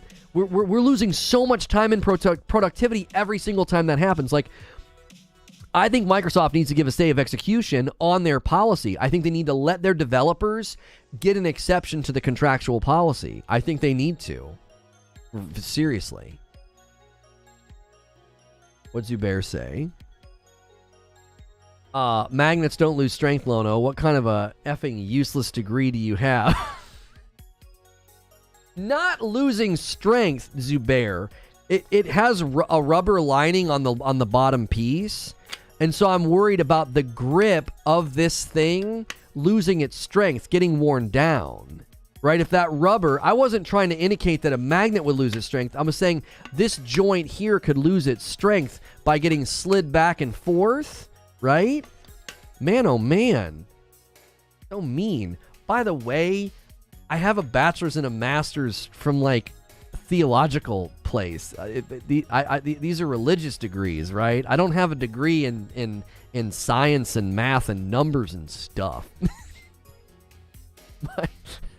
I have a counseling degree, right? I have a theological degree. I could maybe parse a Greek verb for you, but I got no freaking clue about numbers and stuff. Low life coming in with the 5 gifted memberships. Thank you so much. We haven't missed this member goal yet, and we've been doing it since November, keeping us going there, getting us close. Alex Brida. Hey, Alex got one today. Good to see you get one, Alex. Something Stubby. That's a regular. T Multiplied had good things to say this morning. And Juice Breezy and Austin Cardell. What a great day to get a gifted member. It's Friday the 13th, and we're kicking off the triple header horror weekend with my wife tonight. I made a mistake, though. Sunday night, we have something going on with our church. So we're going to try to do a double header. We're going to try to beat Until Dawn in 2 nights. It's going to be tough. We might have to kick... We might have to finish Until Dawn the following weekend. I'm sorry about that. It's January is jam-packed. We took a trip. My brother's coming to town. My wife's going to a retreat. There's all these different things going on. So, but now's a great time to be a member. So tonight, make sure you're here for that. That'll be really, really fun. Theology. I promise the rate at which magnetic decay occurs, you literally won't notice. Yeah, I don't think it. I was more worried about the rubber getting worn down. Speaking of theologians, what are your opinions on John Calvin? I can't get into that with you. This is a gaming channel. I would love to discuss that with you. I have a lot of his books, but I can't talk about that. That has nothing to do with gaming, and that's a terrible idea. We primarily stream on YouTube, and I know those discussions crop up quite a bit over here on the talk, and I've seen a couple people do that with their live, but I can't do that right now. Madam isn't gone. It's a boys' night. No, she's not gone this weekend. She's not gone this weekend. We're playing tonight. We're going to play Until Dawn tonight. So if you're a member, make sure you get into the Discord. If you're not a member, consider becoming one, and then get in that Discord. There's a link below in the description to get in our Discord server. That's the best way to not miss out on announcements. You finally beat Ragnarok. It's a really good game. It really, really is. We got to be close to 300 likes by now. We're super close to 300 likes over here on YouTube. Let's see 2,000 likes over here on the talk. Click the share. Let's see more people come in here and join the discussion. We're talking about Fable 4 rumors look bad for Microsoft. That's the title of my stream today. There's a lot of rumors about Fable 4 gameplay development. It's a challenge. Their engine, their contracts, there's all this stuff going on, and I'm just curious where you guys land on this. Do you think companies underneath Microsoft's ownership are facing challenges because of the contracted workers? We're seeing creative directors leave. We're hearing things about what happened with 343, and that's the concern that I have about Fable 4, or in this case, it's just called Fable. Rapture Ready, you changed your name. Your name was not that. Your name was Rockin' Robin, was it not? Change your name. $13 tip. Thank you so much for that.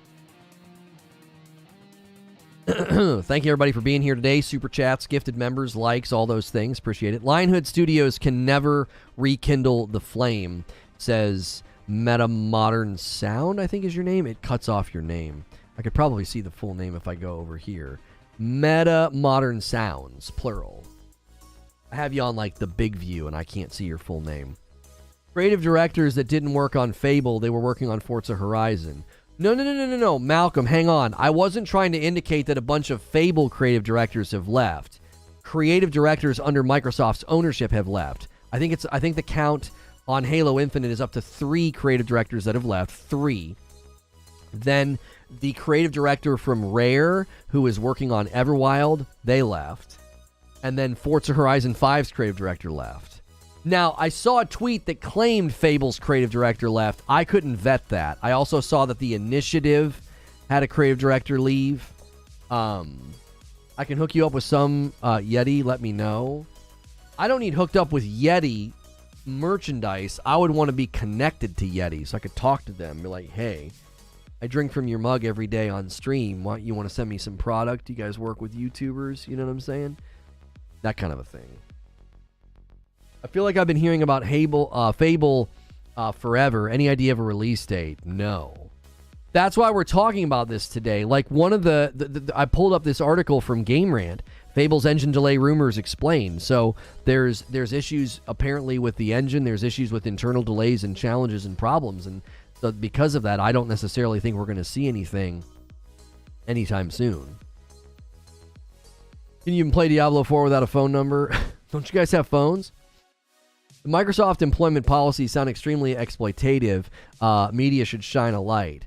I don't necessarily think I agree with what you're saying. It's not exploitative to be like, if we're going to put you under contract instead of hiring you, we only want you on 18 months because we don't want to pay benefits.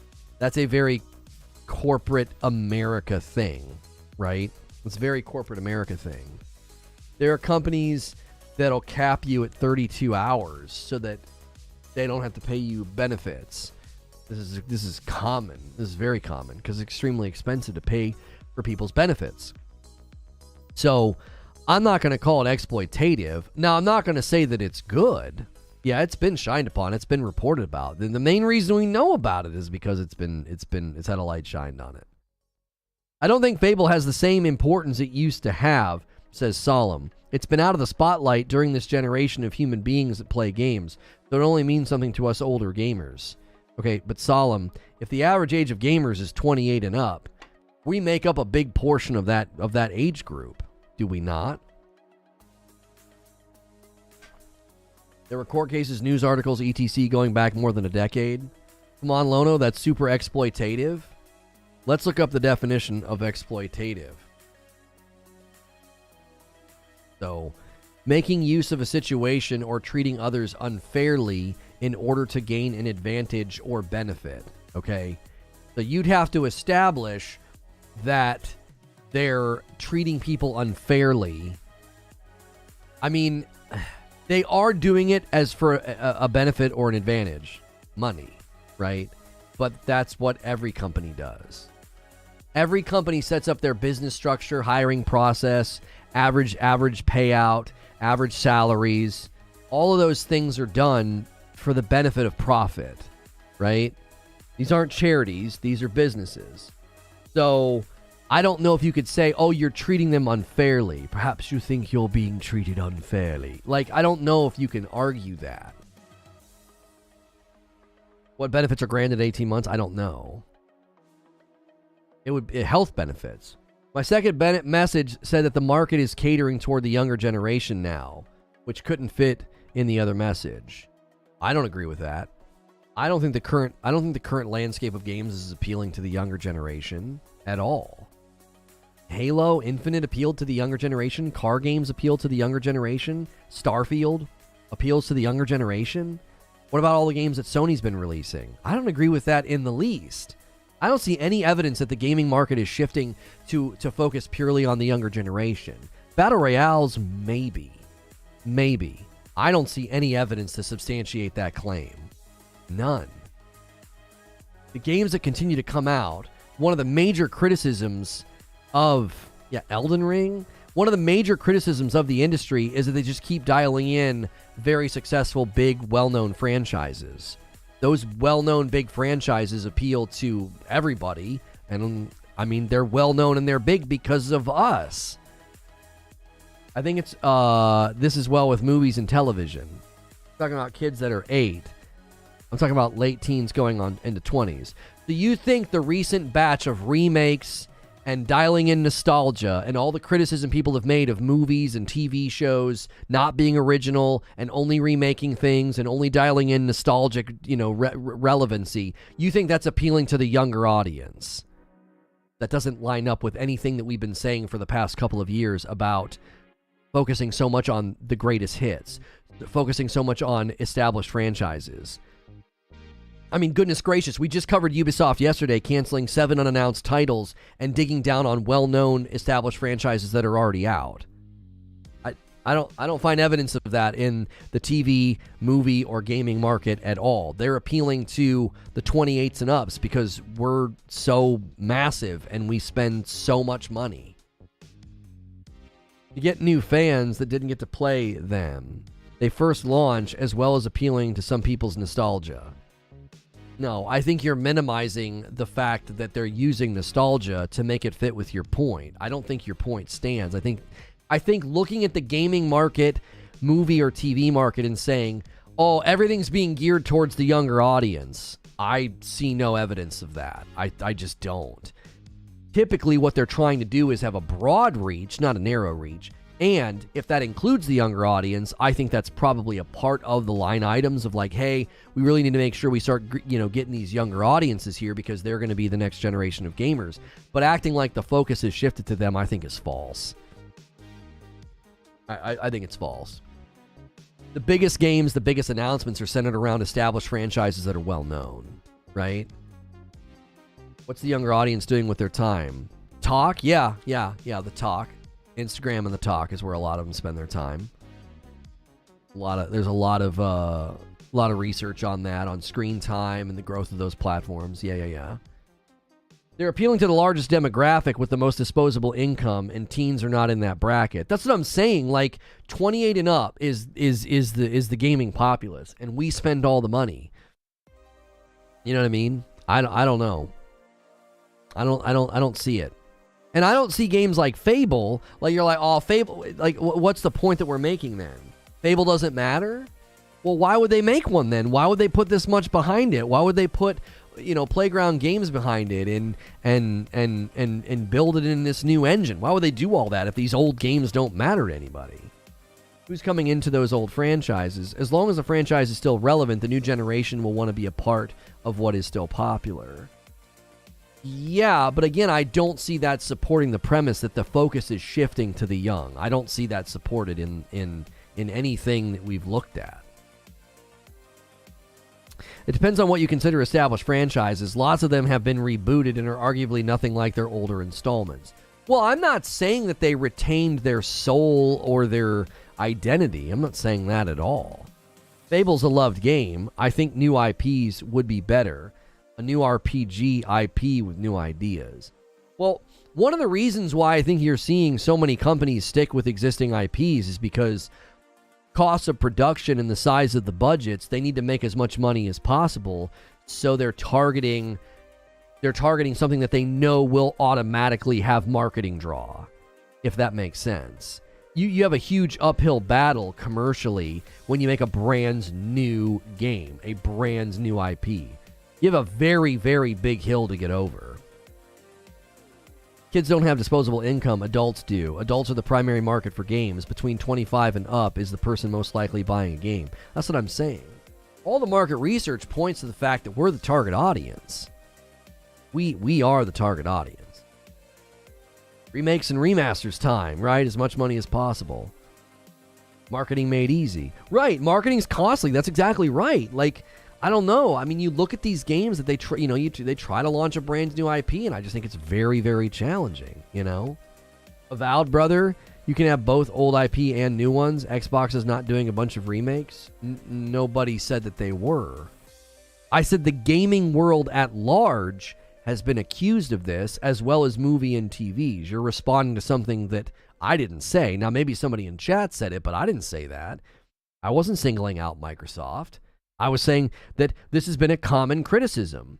Whether you look at The Last of Us Part 1 remake or a lot of these movie remakes or reboots, that's been a consistent complaint.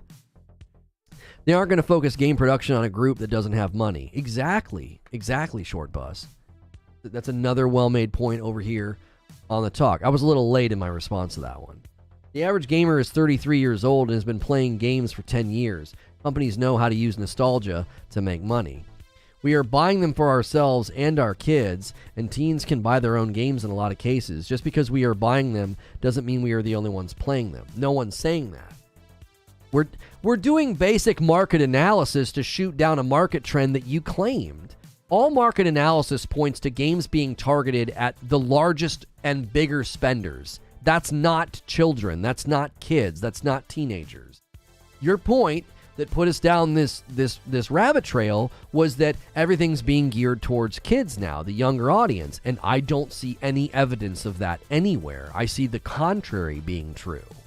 Games like Fable, right? I've been fighting with YouTube this morning, keeping the stream live. Then again, it could be my work internet being dumb. Yeah, I've had no complaining. I've had no complaining about YouTube today from anybody. I am streaming on Spectrum. I've been streaming on Spectrum all week by mistake. I just realized that this morning, and I unplugged it, and then I put it back because I had to upload stuff for Creature. Distribution of gamers in the United States. Yeah, the largest portion are 76% of people playing games in the United States are over the age of 18. 76%. So 24% is 18 and down. They're the lowest percentage. They're a fourth of the industry, in the United States at least.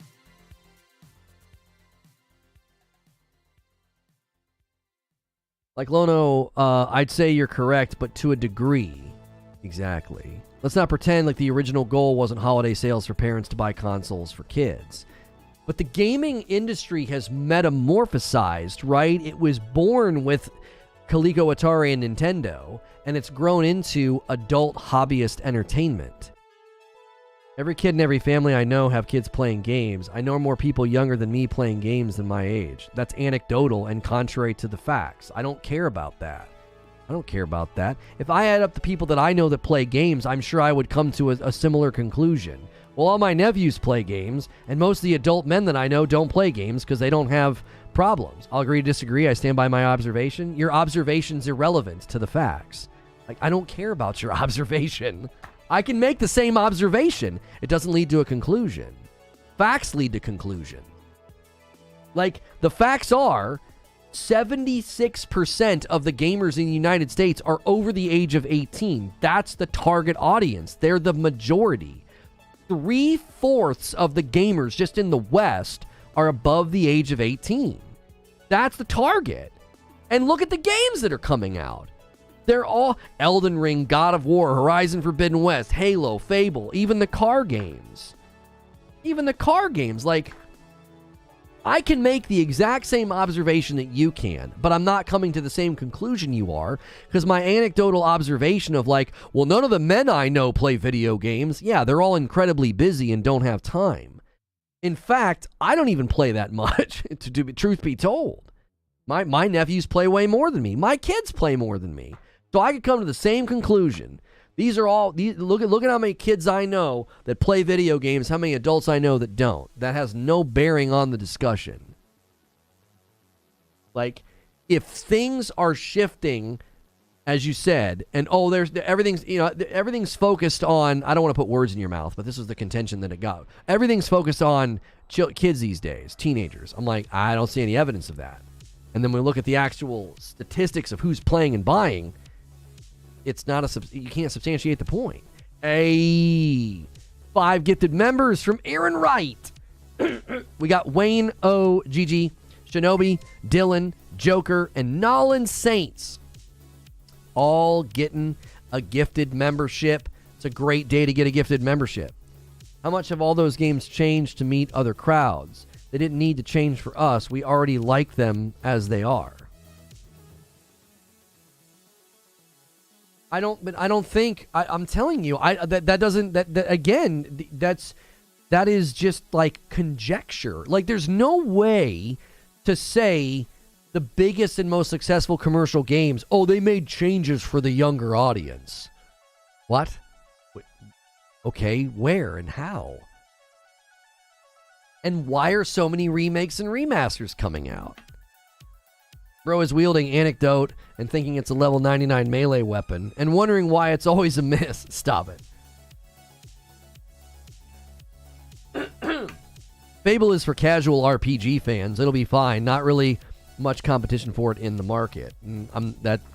Again, pure conjecture, and we don't even know if that's what they're going to do with this game. It'll be fine. I don't understand, man. Why do people always have to assert, it'll be fine, it's fine, it's going to be fine, it'll be fine, it's fine? Like, you sound like that crazy person in the movie who's like talking to themselves. It'll be fine, it's fine, it's going to be fine. Like, what the heck? Welfare Rockstar, renewing that membership and doing a VIP. They made changes for the younger audience. Looks at God of War. Yeah, no shot. The average gamer is 34 years old, owns a house, and has children. Right, another statistic. Like, I don't see it, man. I don't see it. Excuse me. I'm afraid that Bethesda is going to oversimplify Elder Scrolls. If you guys are just tuning in, we've been discussing Fable. Fable 4 rumors look bad for Xbox, and we've been talking about that, and we're kind of getting into a bit of a debate about whether or not game companies are focusing on the younger audiences, and I'm not quite sure why you made the point, Solemn. Were you saying that, like, Fable doesn't really matter? I wasn't even talking to you. Oh, you weren't? So I should ignore things you say in my chat? I won't respond to that last comment because my response wouldn't have been stream appropriate nor nice. Okay. It's because Xbox fanboys know the games they get are mostly trash. No. Demonic deadbeat, we don't need to go down that road. We don't need to be saying fanboys and being crass and unkind. Stop making this about you, Lono. Yeah, I'm sorry. I played through all Fables and loved the game, but for me, I don't know if it's going to be good or not. From Derek, it was directed at me, not what you said. I mean, what Derek said was a joke, so I don't know. You're in a YouTube chat. If somebody making a whimsical joke about what you said is going to cause you to, like, be really unkind and nasty, that's a you problem. That's a problem with you, bro. Like, we all get teased and joshed with every single day about the things that we say. Come on. I mean, how many times a day do I get made fun of for different things? Kids these days don't even get homework. Oh, come on. I thought we banned folks for calling people names around here. He didn't call, well, we time people out usually if they don't stop. He didn't call a specific person a name. We typically don't ban someone just because they say Sony Pony or Fanboy. If they're told to stop and they continue being nasty, yeah, we'll give them a little bit of a bop. Come on. I'm making the request to not do it, right? If you think we've banned some of the people that came in here and kept grinding the Sony Pony axe, if you think I banned them for name calling, you have a very, very revisionist history of what has transpired in my streams. That's not what we do. Oh, you said Sony Pony, you're out. That's not what we do at all.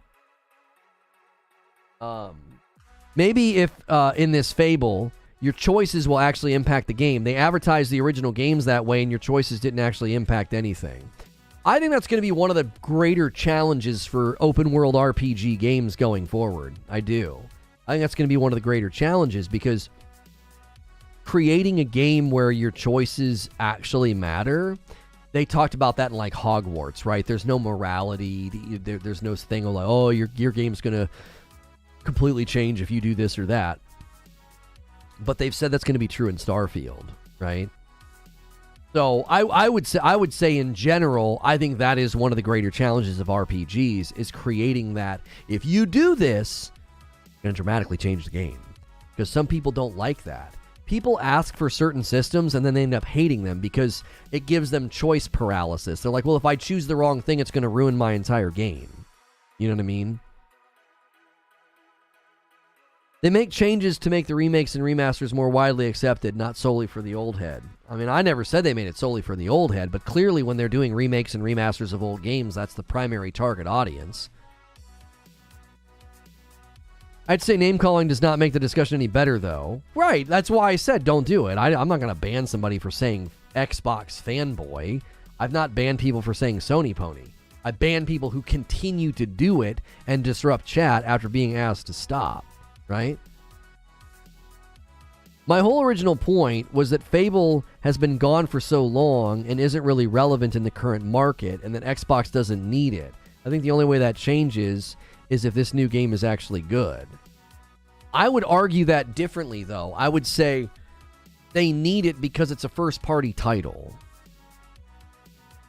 They need it to be good. They need to nail it because it's a first-party title.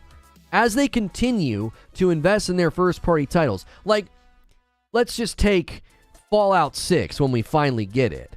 I'm fast-forwarding, my beard's grayer, and you've changed your name again, and you're in here telling me Fallout 6 isn't really relevant anymore, they don't really need it. And I'm like, what are you talking about? It's a first-party title. They need it to be good.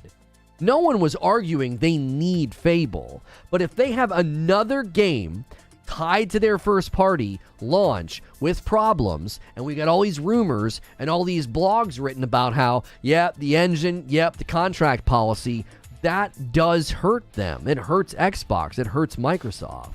100%. So, I'm not saying they need Fable because, oh my gosh, it's this big, huge, massive title. Now, I said it's a beloved title, so you're going to be getting hit with a double whammy. You're going to have people saying, another first-party failure for Microsoft if it's bad. And you're going to have all the fans angry. All those fans that were like, oh my gosh, we're finally going to get another Fable. No. Was threatening a dude earlier in the stream for saying fanboy. Just saying. Anyways, I'll leave the topic alone. Quiet Shy was threatening a dude earlier in the stream for saying fanboy? Quiet Shy is not a mod. Our community self-regulates itself. We ask people not to do that. So if Quiet Shy was saying chill on the fanboy stuff, all she's doing is trotting out something that we've asked people to do, to not do. Also, please don't call me names. Thank you. I mean, just calling you a liar. Are you a liar?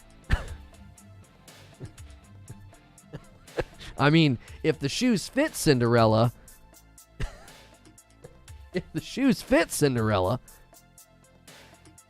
I know you think they need more good first-party titles. My thinking is they don't need more bad first-party titles. I don't think Fable can be really good anymore. I don't understand. Why can't Fable be good anymore? This guy's really low on stuff to talk about. He's still going on with some 4chan rumor BS. Really, R.L. Stein? Your books suck, by the way. This is an article from 2 days ago from Game Rant. Does this look like 4chan to you? Fable's engine delay rumors explained. By the way, you're in my chat, so how pathetic is your life? Man, this guy's running out of stuff to talk about. Why the frick are you here then? Go do something better with your morning. How pathetic is your morning that you're going to go into a stream about something that you think is irrelevant? Do you commonly make stupid decisions throughout the day? Oh, time to start a new day. I'm going to go do stupid stuff and waste my time. Are there any videos out there about topics I'm not concerned with or I think are irrelevant? I'm going to go watch them. Is it? I don't know. I have a really hard time empathizing with stupid people. I just do. It's really hard for me to do. Where did they get it? From Jez Corden, Windows Central, a guy who covers Xbox rumors and leaks. That's where they got the information. You read how many of my books? You said they were crappy? You think that joke was serious? You thought I was being serious? I was being silly. Because you're probably not the real R.L. Stein. I don't even know if that guy is still alive. This is from Jez Corden. A guy, Windows Central, an article about leaks and rumors, contract policies at Microsoft. It's funny that you projected onto me that I got nothing to talk about and I pulled it from 4chan. That sounds like something maybe you do with your time. I don't do that with my time. I look at the gaming press, and when I see something worth talking about, I'm like, okay. We had a Fable video about these rumors a couple of weeks ago. It did really well. I thought, let's revisit the subject. We got a brand new article from 2 days ago written by Game Rant, recounting all of the things that have happened and connecting dots between patterns we've seen with Halo Infinite, patterns we've seen with Anthem, and now we're hearing similar things. Oh, he's 79 years old? Well, if it's really you, I'll talk slower and louder, and I'll give you more time to talk, because it's going to be hard for you to keep up. Jez specifically said that the Fable rumors were BS on his Xbox 2 podcast days ago. Dumb. Okay. What's funny to me is we're not talking about rumors. We're not talking about rumors. If you spent more than 60 seconds here and listened, I know it's hard. Turn your hearing aid up. If you would have spent a little bit more time here and listened, what we talked about was the actual in-house engine that we know they're using. That's a fact, not a rumor. The Forza Tech engine's being used. And the in-house engine posing a problem with Microsoft's 18-month contractual policy, as we saw with Halo Infinite. Now, I know logic and reason is tough for Neanderthals and people who think like tribalistic dum-dums, but if I connected those dots easily enough for you, you should see that today's stream is actually more about facts and information that we know and expressing concern about this looks like another Halo Infinite. This sounds like another Anthem. We've got a game being built in an engine that's never been used for a game type like this before. We've heard all these rumors about problems, and now we're looking at the 18-month contract policy and thinking, this really, really hurt Halo Infinite. It's possibly going to be causing problems with Fable as well. Now, you've been banned and you can't talk in my chat anymore because you're too juvenile to get into an adult conversation. So go see if someone's streaming like a playground or a preschool stream where they're playing with blocks, because your intellectual level's more suited for a stream like that. Solemn says, let me rephrase. I don't think they can make Fable good anymore. People adored Fable 2, thought Fable 3 was okay, but a downgrade in some ways. They've been floundering and flopping ever since. Well, they've not been floundering and flopping. They've been canceling. All of the Fable projects after Fable 3 were canceled, were they not? They had to cancel their last Fable game that I participated in. That was Legends, right? Fable Legends. And the only other one I believe was a card game, I think. They've been flopping for so long. It's hard to call a canceled project a flop. Right? A flop would be at launch and it failed. I think they were like, this isn't going to work, and they canceled it. And Lionhead Studios was shut down. Yeah, if Lionhead Studios was shut down, like, I don't know. Like, I guess I could see that angle and be like, okay, I guess that's a fair point to be like, Fable kind of crashed and burned and the studio shut down, and that shakes my confidence in Fable. Okay, I think that's fair. I actually think that's a reasonable position. I can't argue against that, right? I think, you know, they've been flopping and floundering isn't... I would phrase it differently. I'd be like, I mean, Fable kind of crashed and burned as a franchise. Fable 3 was criticized. Fable Legends was shuttered. The card game, I believe, was also shuttered. I don't know what happened with it. And then Lionhead gets shut down. So, yeah, I don't have a lot of confidence in Fable. I think that's fair. The last game they had even somewhat acceptable was Fable 3 in 2010, which was considered overall not as good as Fable 2. Yeah. And I think that happens with franchising. You know, franchises run their course. Now, I would push back and say, you know, there's a great... That's not how I want to say it. This is a great time to revisit a title like Fable, because open world action adventure RPGs have come a really, really long way, and they could benefit from all of those industry discoveries, industry advancements, right? A flop is like selling 200 consoles over an entire week in Japan. Oh, stop it. Fable 3 was bad. I remember, here's what happened to me with Fable 3. Now, this has nothing to do with Fable 4, since we've got like a ton of, you know, new people. It's a new studio. It's a new engine. So Fable 4, I'm not talking about that. I got into Fable with Fable 3. I got into Dead Space with Dead Space 3. So I didn't have all that pre-baked baggage and expectations, and I thought both those games were great. You know what I mean? They were great. I didn't have any of these expectations. I didn't have any of this baggage. So I went into Fable 3 being like, hey, this looks like a cool game. This looks fun. And I had fun. I did the same thing with Dead Space 3. You know what I mean? Doc thinks he's bigger than COD. His game will flop just based off his ego. So I'm just curious. Do you have like note cards on your desk of just like random hot takes just to throw out there? Who's talking about Doc? Who's talking about that game? And if you think Doc's ego about his game versus Call of Duty, if you think that's Guy Beam being serious, you know what I'm saying? Like you need help. I'm so disappointed with Dead Space 3. You need to play Dead Space 2. No, I don't. I don't go back and play old games. I don't. It's not worth it, ever. In the few times that I've ever tried to do it, I'm like, this didn't age well. This was great at the time, but if I'm not wearing the nostalgic glasses that you're wearing, I'm like, nah, I'm good. I'm good. Yes, you do? No, I don't. It's really, really easy to not go back and play old games on the recommendation of fans. It's really easy to do. I do it all the time.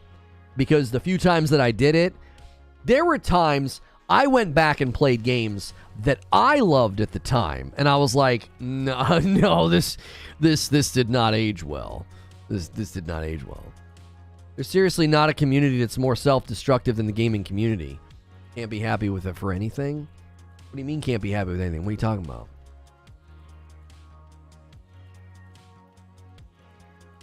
I just played it. It's not nostalgia. Okay. I tried with the glasses on. I still say this didn't age well. I tried with nostalgia, but I don't get the nostalgic feeling. Yeah, I can't do it. Right? I can't do it. I couldn't even play Diablo 2 Resurrected for that reason. There's too many rough edges in those old games, man. I can't do it. Games have come so far with streamlining all those little things, all those little paper cuts. You know what I mean? All those little paper cuts, man, they add up. They add up. It's death by 1,000 paper cuts. It's like, oh my gosh, I just can't do this. Can't do it. Ratchet & Clank PS2 games still feel as smooth and as fluid. The graphics are not as close to the new ones. I say this all the time. Nostalgia's a hell of a drug. Yeah, like, I'm not going to sit here and convince you the game's not good. I'm telling you, I've done this before. I've done the go back and play this game, bro. Oh my gosh. And I'm like falling asleep 20 minutes in. I can't do it. I love Borderlands 2, but the technical leap between 2 and 3 is huge. Yeah, like even a game like that I really, really like, I would go back and be like, no, man, no way. New subscriber, what's good? Welcome on in. If you're a new subscriber and you've never been here before, smash the like button. It helps this video find more folks. We could easily hit 400 likes, I bet. We have been discussing Fable 4 leaks, Fable 4 rumors. Apparently, the Fable 4 gameplay development is, I'm worried, is basically the point of today's stream. Basically the point of today's stream. To say that there's a lot of reasons and a lot of things that we're hearing that I find to be concerning. We got a great suggest today. So if you click this video on your homepage, or if my video was suggested somewhere, a lot of Xbox and PlayStation videos is where we showed up today. So if you clicked on this video on a suggestion, I appreciate you checking out my content. You can support it very easily by hitting subscribe and engaging in the chat and talking with us. Are there any old games you used to play that you can go back to? No. The only games I've successfully gone back to, I wouldn't classify as very old. It's a good question, but like Ori and the Blind Forest and Hellblade, those are games I can always go back to. They're almost like spiritual experiences for me. They're psychological experiences for me. And I have similar feelings about like Ghost of Tsushima and, you know, Sekiro and, you know, games that sort of did something to me. But those aren't old. You know what I mean? Those aren't old. Like, if I go back further than that, I don't know, man. Like, Ghost of Tsushima and Returnal. Like, the question would be, in the next 10 years, will games get so advanced, so much better, so incredible, that if I go back and try to play Hellblade, Returnal, and all these different things, is that going to be, you know, I'll skip the song, sorry, doorbell song. I forgot to reset the music this morning. Like, is game development and advancements, is it going to get so incredible that I can't go back and play Ghost of Tsushima and Returnal and Hellblade and Ori and the Blind Forest? Like, I don't know. I can't answer that question right now. I don't know what future me thinks. I don't. But I know that when I've gone back too far, I'm like, I just shrug. I'm like, nah, I can't do it. Like, I tried to do it with the first Dead Space. Like, I've tried to do it with certain games, and I'm like, nah, man, I'm good. Like, I just can't. I can't connect. What's interesting is that the indie scene is basically your favorite era of games with modern quality of life changes. Yo, I love that perspective. That's so true. That's why I love games like Hyper Light Drifter and Tunic and Death's Door and Have a Nice Death, and I love all those games. You know? Even if you honestly look at like Ori and the Blind Forest and you look at like Hollow Knight, you know what I'm saying? Like, those games are exactly what you just described. They're like, oh man, it's that favorite era, it's that old era, but it's all been modernized. I can enjoy this amazing Metroidvania platformer, you know, isometric dungeon crawler, and I don't have to eat around all the old school fat. You know? First Dead Space is a little hard to fall back to. It breaks over 60 FPS. Yeah. Yeah, Dead Cells. Yep. I still play old Mario games and they don't feel outdated, but playing old GTA games makes me sleep. Messenger's a good one. Yeah, I didn't like the Messenger too much. If the controls get too rigid, I can't do it. Like Axiom Verge and the Messenger, they're just too rigid. The fluidity of Hollow Knight and Ori and the Blind Forest spoiled me. I can't play Axiom Verge or the Messenger or what was the one, Bloodstained, the Ritual, whatever. Like, I can't play those games. I feel like I'm playing an old Nintendo game. Like it's too rigid. Mario 64, Ocarina, those are still good. There's an odd spot in the timeline where games are nearly impossible to go back to and enjoy. PlayStation X era stuff like the original Resident Evil trilogy, some of those are all but unplayable now. Yeah, but then you can go back. Yeah, you know, like The Legend of Zelda Link to the Past and Super Metroid. I bet you I could enjoy those, but even then you're still going to have to eat around. You're going to have to eat around the fat. Yeah, the Resident Evil 2 remake was amazing. It really was. Now, why are we talking about all these old games? Why? Well, Fable, or at this point, you know, the Fable 4 release date, it's unknown, but when we look at Fable 4 and we consider what it is, it's trying to do that. It's trying to take an old game, a game with lots of nostalgia, and bring it forward. And that's a question. Can you do that? I want Fable to have its God of War 2018 moment. I got all these old games. Now, God of War 2018 really reinvented itself in the franchise, you know, and really changed a lot of things. But we don't necessarily need to see that in Fable. But I want to see that big of a leap. I would love to see that big of a leap. Castlevania Symphony of the Night is still very playable. Here's the thing. You're kind of proving my point. You have to go back to very specific games, and you're like, this one. These ones are still very playable. The lion's share of old games, I can't do it. If you can, more power to you. If you can pick up any game 10 years old, 15 years old, and you can have fun with it, man, more power to you. I can't do it. I can't. Like, that's a me problem. I acknowledge that's a me problem. It's like, yeah, man, I struggle with it. It's my brain immediately says no to it, and my brain can't tether to it. Like right now, if they updated Fable 3, no. Let's go to the one that everybody says is the best. If they updated Fable 2 so that it ran with like 60 FPS and I could play it on my Xbox Series X, I'd probably play for an hour and be like, I'm good. No, I'm good, dude. I'm sweet. Diablo 2 Resurrected is a perfect example of this. You bring up a good point before, Lono, says T Multiplied. The new Resident Evil games are great. They just aren't for me because I look at them and say, this isn't Resident Evil. Me being a nostalgia-grabbing 30-year-old. Yeah. Russian Attack and Punch-Out were the best NES games. Did you guys see that article a while ago? It's baked into the game. You can do it right now. And we played it through the Nintendo Online subscription. Super Punch-Out, if you do the right button presses, you can fight against each other in Super Punch-Out. One person can be the boxer and one person can be the enemy. We did it. We tested it. It was hilarious.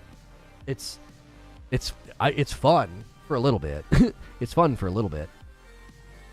Yeah, we're doing the stream with Mike today. That's why I wore my Slytherin shirt. We're doing a Hogwarts Legacy live service debate. If you want to see that, you can't watch on the talk. You're going to have to come to YouTube. I can't show you his screen over here yet. We're trying to unlock the ability to have the stream key over here on the talk so that I can give you the exact same stream, and then you'd be able to see everything. But if you want to see that Hogwarts Legacy live stream, Hogwarts Legacy live service debate, you're going to have to watch on Reforge Gaming over on YouTube. River City Ransom and Dodgeball were the best NES games by far.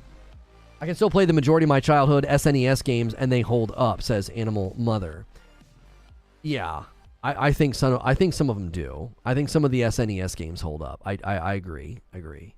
Again, you've got to go the distance. More for Ravenclaw? Okay, so if you guys like Legos, our Lego channel's about to have a great series on there for Hogwarts Legacy. Someone bought me the Lego mosaic where you can make the 4 different houses, you know, Slytherin, Hufflepuff, Gryffindor, and my Ravenclaw. My brain, I was like Jigglypuff. No, I already said Hufflepuff. You can make all 4 houses. You can make all 4 houses. And so we're going to do those 4 series over there on the Lego channel. So you can use the Lego command. Please only subscribe and support that channel if you like Legos and you're actually going to watch the content. Don't support that channel just out of like love and admiration if you're not going to watch the content. It's not that you can't do it. Dust a lot of games. You have to go through every game a gen, and there's a lot of new video games coming out. I don't even know who ordered the Hogwarts thing for me, right? Lono's testing me in. So excited for Hogwarts. I'm going to use House Jigglypuff. Abe, I have a very serious question for you. You think you're the first person to make the Jigglypuff joke? Seriously? Bro. RPGs generally hold up okay. They can. Again. Like, I'll unsub from the Lego channel then. Yeah, if you sub to the Lego channel just to be nice and you're not watching the content, that's not... If I'm like 50 subs away from 1,000 subs and we have our watch hours, I may ask you guys to help me out. Hey, go push us over the edge so we can unlock monetization. But I don't want you doing that now. There's only like 300 subs over there. We're just letting that thing grow organically and naturally. I don't want you doing it now. Yeah, if I'm 50 subs, 20 subs away, I may be like, hey guys, come on, let's push this thing over the edge here. That's not going to hurt us, right? I don't need a couple hundred people hanging out over there not watching any of the content. That's not helpful. I was going to next Friday out to pick something else. Yeah, somebody went crazy. Roads are starting to ice in Louisville? What's going on? Really? I don't think we're going anywhere. No, we're not going anywhere today. I don't have the patience for the old favorites and the classics. Yeah, I'm saying. This is why I think Fable 4 could be a big hit. Alex Wider says, Legos. My man, Alex. Hey, Alex. If you want to go crazy, gift members instead. Don't go Lego crazy anymore. I have a backlog. Y'all went crazy. We are good for now. The only thing we need is the Mando bust, so we can have the full set of Lego Star Wars busts. That's the only thing we need. Everything else on there is like way out in the distance and not needed. So if you feel like going crazy, we need 10 more. We'll hit the member goal. I have to give 5. Pay it forward to the community instead of buying me Legos that'll sit for a while. That's my challenge to you guys that like to be super generous and like to go a little crazy. We are good on the Lego front for a very long time, right? You'll get the Mando bus next Friday. Sure, there you go. Sorcerer claiming that one. He's calling dibs on that one. If that gets taken by next Friday, Sorcerer, the Horizon Forbidden West tall neck, we could try and time that with the Horizon Forbidden West DLC. That's the only other one on there that could be timed with some relevancy. You know what I mean? I bought you Duplos. I hope that's okay. That would be so funny. That would be so funny if like a little jungle Duplo set showed up. I'm like, what the f am I going to do with this? When is that DLC? I actually don't know. April. We've got some time. Hogwarts Legacy graphics modes for PlayStation 5 and the Xbox Series S have been revealed. The PlayStation 5 and Xbox Series X console versions of Hogwarts Legacy support multiple graphical modes of display, the most common of which are fidelity, which will run a 30 FPS, and performance, which will target 60. Little concerning that it says it's targeting 60. What do you mean targeting 60?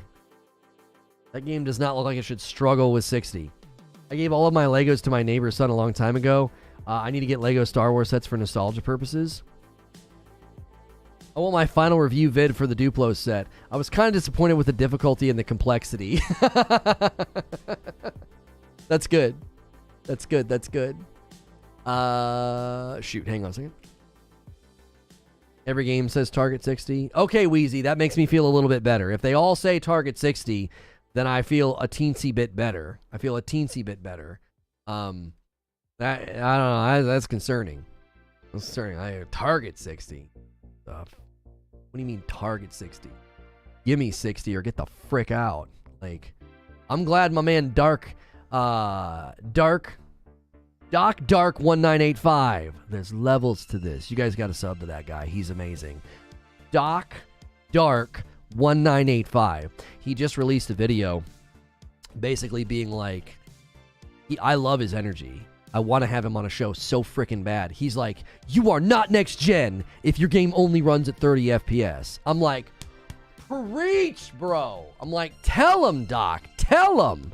Tell all these people. They need to hear it. I was like, this is a good video. This man is pro. He's pro Xbox. He loves his Xbox. Man, he's not giving a lot of room.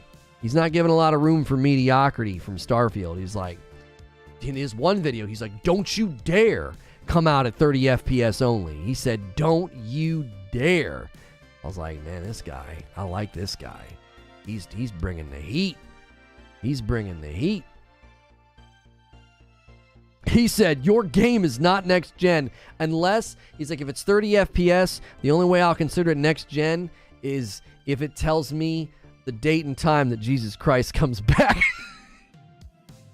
He said that. He said that. I was like, okay. Oh, okay. That's a tall order, Doc. That's a tall order. Oh, man. I don't think he's full-timer. I don't think he's full-time on YouTube. I think he's busy. He's got a lot of things that he does. You can tell he kind of makes his videos on the fly. So, I'm going to go ahead and shut down over here on the talk. If you want to watch my podcast with my man 30 and So Gaming, we're going to be debating Hogwarts Legacy live service debate. You're going to want to be here for it. I'm going to shut down talk. I'm not shutting down YouTube. I'm just shutting down the talk, and then I'm going to take a very quick I'm going to take a very, very quick restroom break, and then when I get back, we'll probably start setting up that scene. Do me a favor. Help us hit this member goal today. Help us hit the next like threshold. Hit subscribe if you haven't already. I've got discussion questions. We can keep the conversation going about Fable 4. I'll be right back.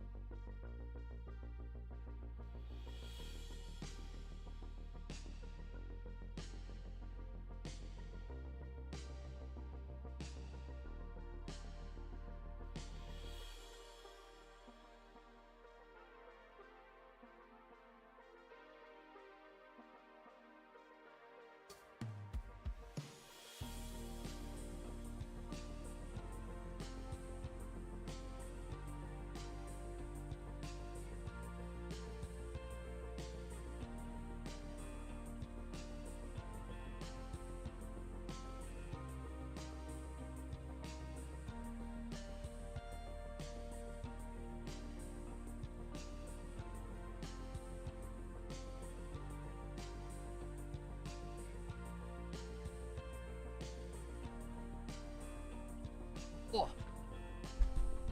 Boy. All right, I'm back. I think I might start responding. I don't know where we would put it, but I want to start reacting to people are doing like stitches and responses to my videos on the talk.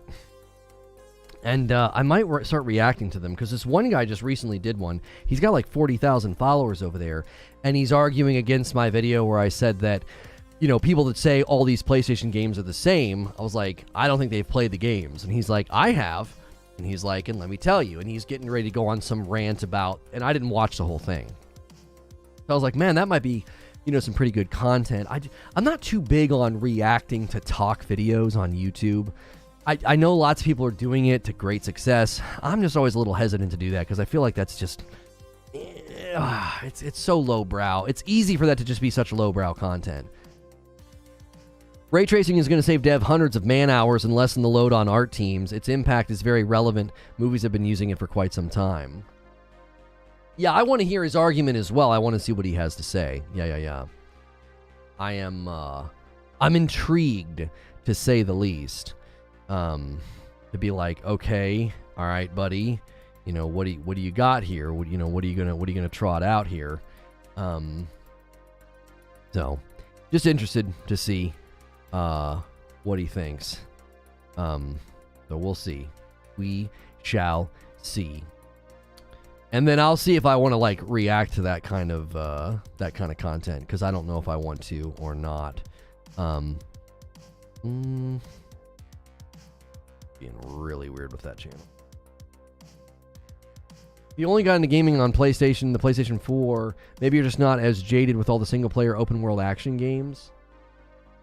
But why is that a problem, I guess would be my question. Why are single-player open-world action games a problem if they're all so dramatically different? Like, I love shooters, and when I was playing Borderlands 4, I wasn't like, man, I'm just so jaded after playing Call of Duty and Medal of Honor and Quake 2, Quake 3, Unreal Tournament, Soldier of Fortune. That's a callback. I didn't do that. I've never played a first-person shooter and been like, I'm really jaded all these first-person shooters that I've played. I don't know. I didn't feel that when I played Destiny. I was like, oh, I'm just jaded from first-person shooters. I've made this thing up in my head, and I'm spreading around as fact. Don't be surprised when it's real. What you talking about, Eugene? This is 2 days in a row now you've been spamming chat. Literally no one is reporting on Sony acquiring Probably Monster. Yeah, I've not seen anybody say that. I saw him put that on my comments, or they put that on my comments. You have a more than capable PC 2080 Ti that can run these games at high FPS. Why do you choose the platform that has a difficulty running some games at 60? What games have come out that I've chosen to play on my console, and what of those games have struggled to hit 60? Can you name any games that I've done that with? Borderlands is an FPS, not just a shooter. Thank you for educating me on Borderlands, the game I cut my teeth live streaming on, the game I've played every single title that's come out. I needed to be told that. Thank you. That information is very helpful in adjusting my position.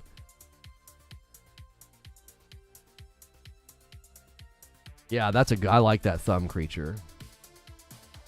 A Plague Tale Requiem. A Plague Tale Requiem had reports of running poorly and performance issues on PC.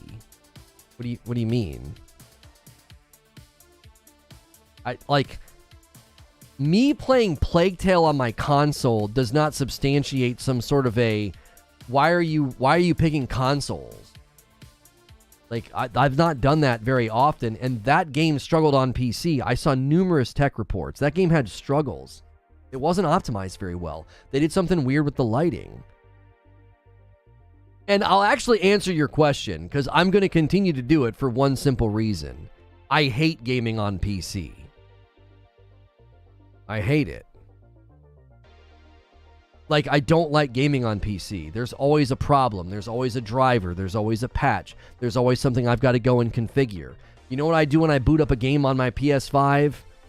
I play the video game. That's what I do. I don't do anything else.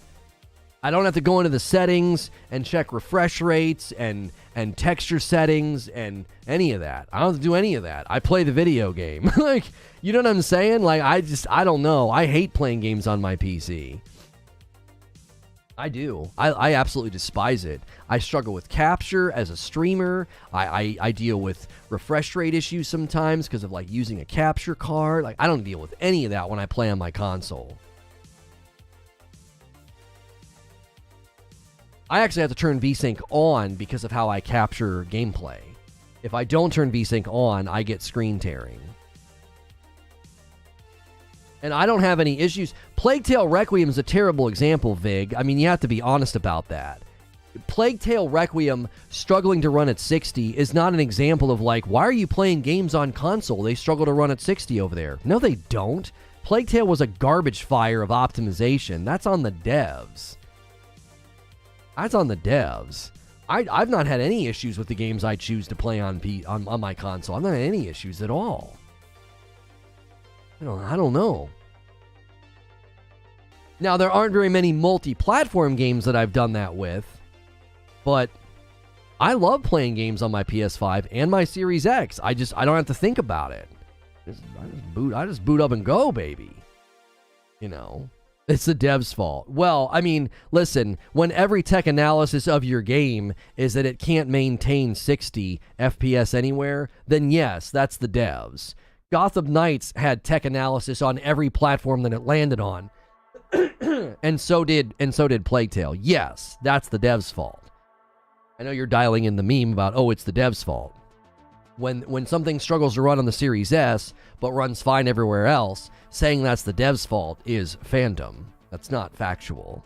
But if you look at the game on PS5, Series X, and PC, and it has performance issues on all three platforms, then yes, that's on the devs.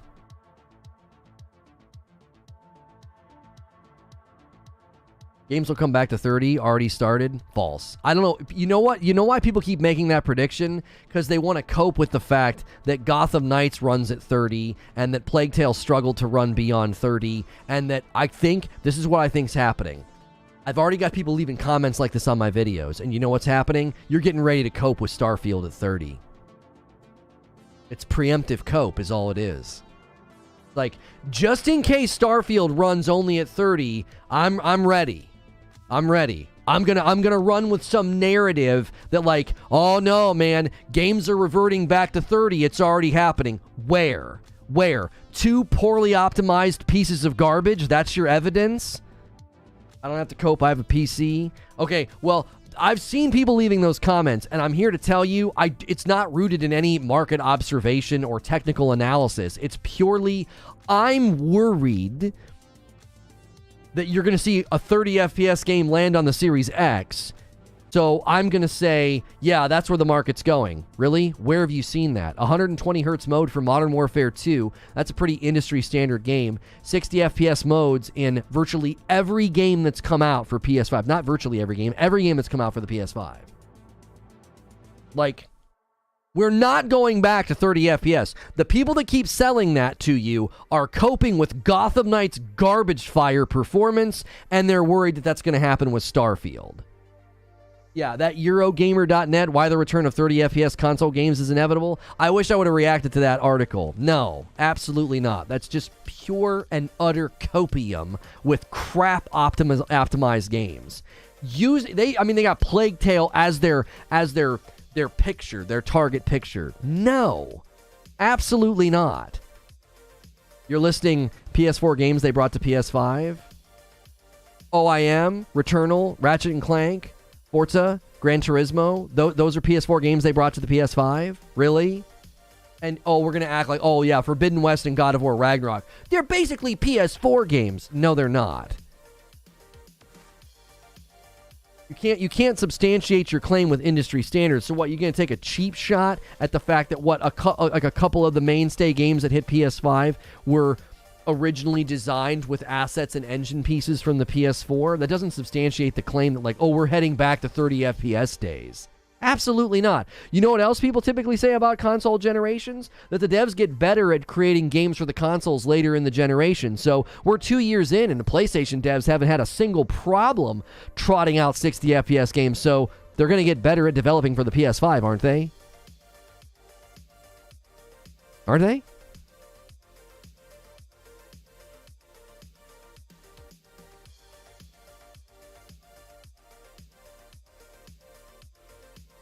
Sorry, I'm thanking my mama, my mama, my wife. Thanks, mama. I call her mama. Thanking my wife for bringing down my lunch.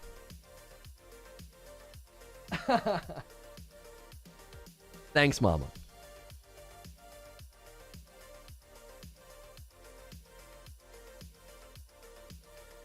I mean, if you didn't have issues with Plague Tale, great, but I looked at all the tech analysis.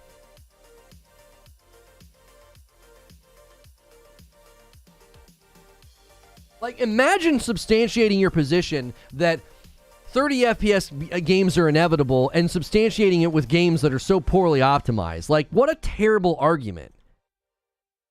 What a terrible argument.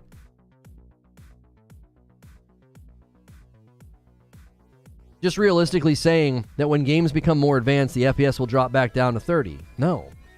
No. You're missing the forest for the trees.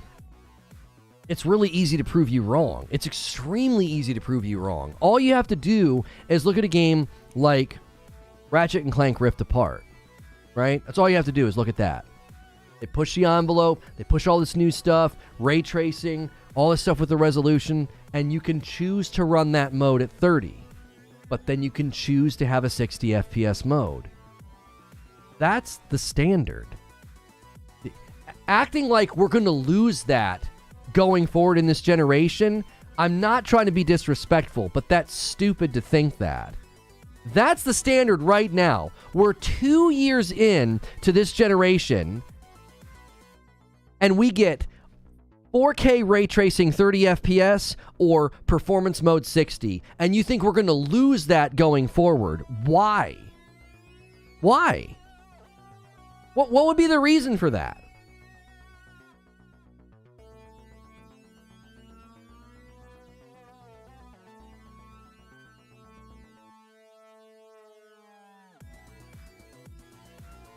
Yeah, and Modern Warfare 2, Call of Duty, 120 hertz mode. We're seeing that too. We're seeing 120 hertz, 40 FPS modes coming out. Come on.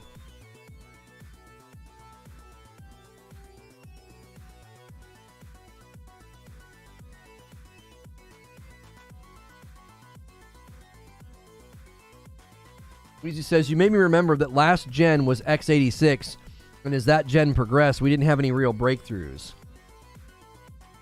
Can't even argue against it. What are you trying to say, Wheeze? Grab mic before we run too long. We're 10 till. I scheduled it for 15 after. My lunch was late.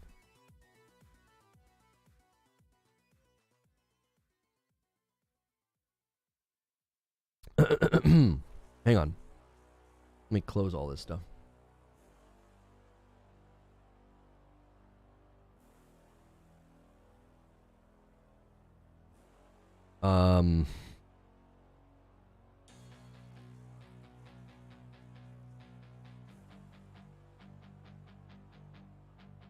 Compare God of War 2018 to Bloodborne. Last of Us 2 to Last of Us Remaster. No, what Zubair is saying, which is correct, is unlike the PS3 generation, the capabilities have been known for almost over a decade. You'll see it's not unreasonable to think that as time goes on, your hardware will not be as good and you'll lose either your 4K or your 60. You'll not have them both. It's amazing how bad you are at listening. I didn't say anything about 4K 60. I said the industry standard right now is 4K ray tracing at 30, and then I can turn that off and get a 60 FPS mode. We're not going to lose that. And your response is, you're going to lose 4K or 60 or your 60 FPS? What are you talking about? There is no 4K 60 right now.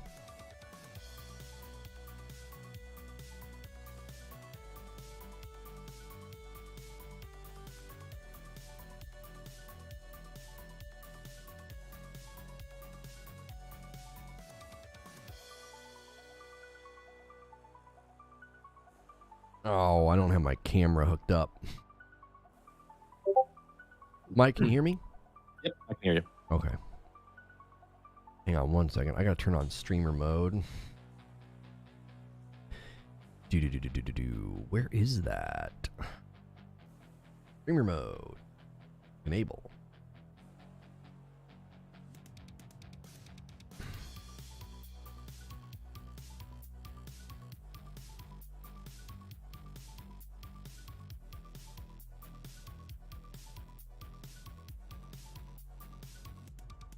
That's my point. No 4K 60 as games get more graphically demanding. So your point is that I'm not going to get 4K 60, which I don't have right now in virtually any game. So your point is that you're not making a point.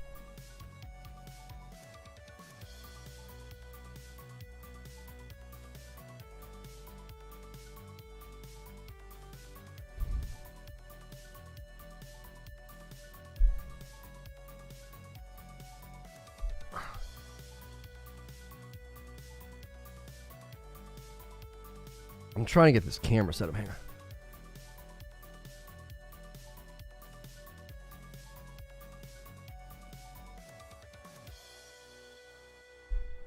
Okay, that's better.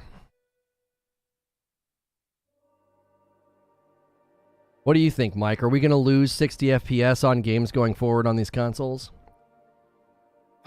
I mean, what do you mean? Are we going to lose? Like, are devs going to start going backwards? Is that what you're saying?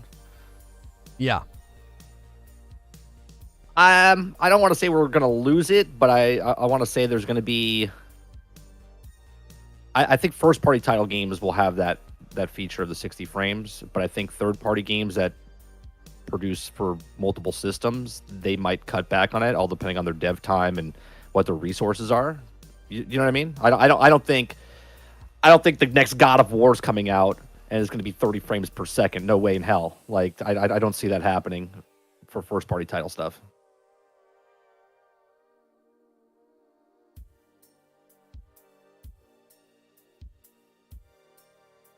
Weezy says, I don't think we're going to lose it. Go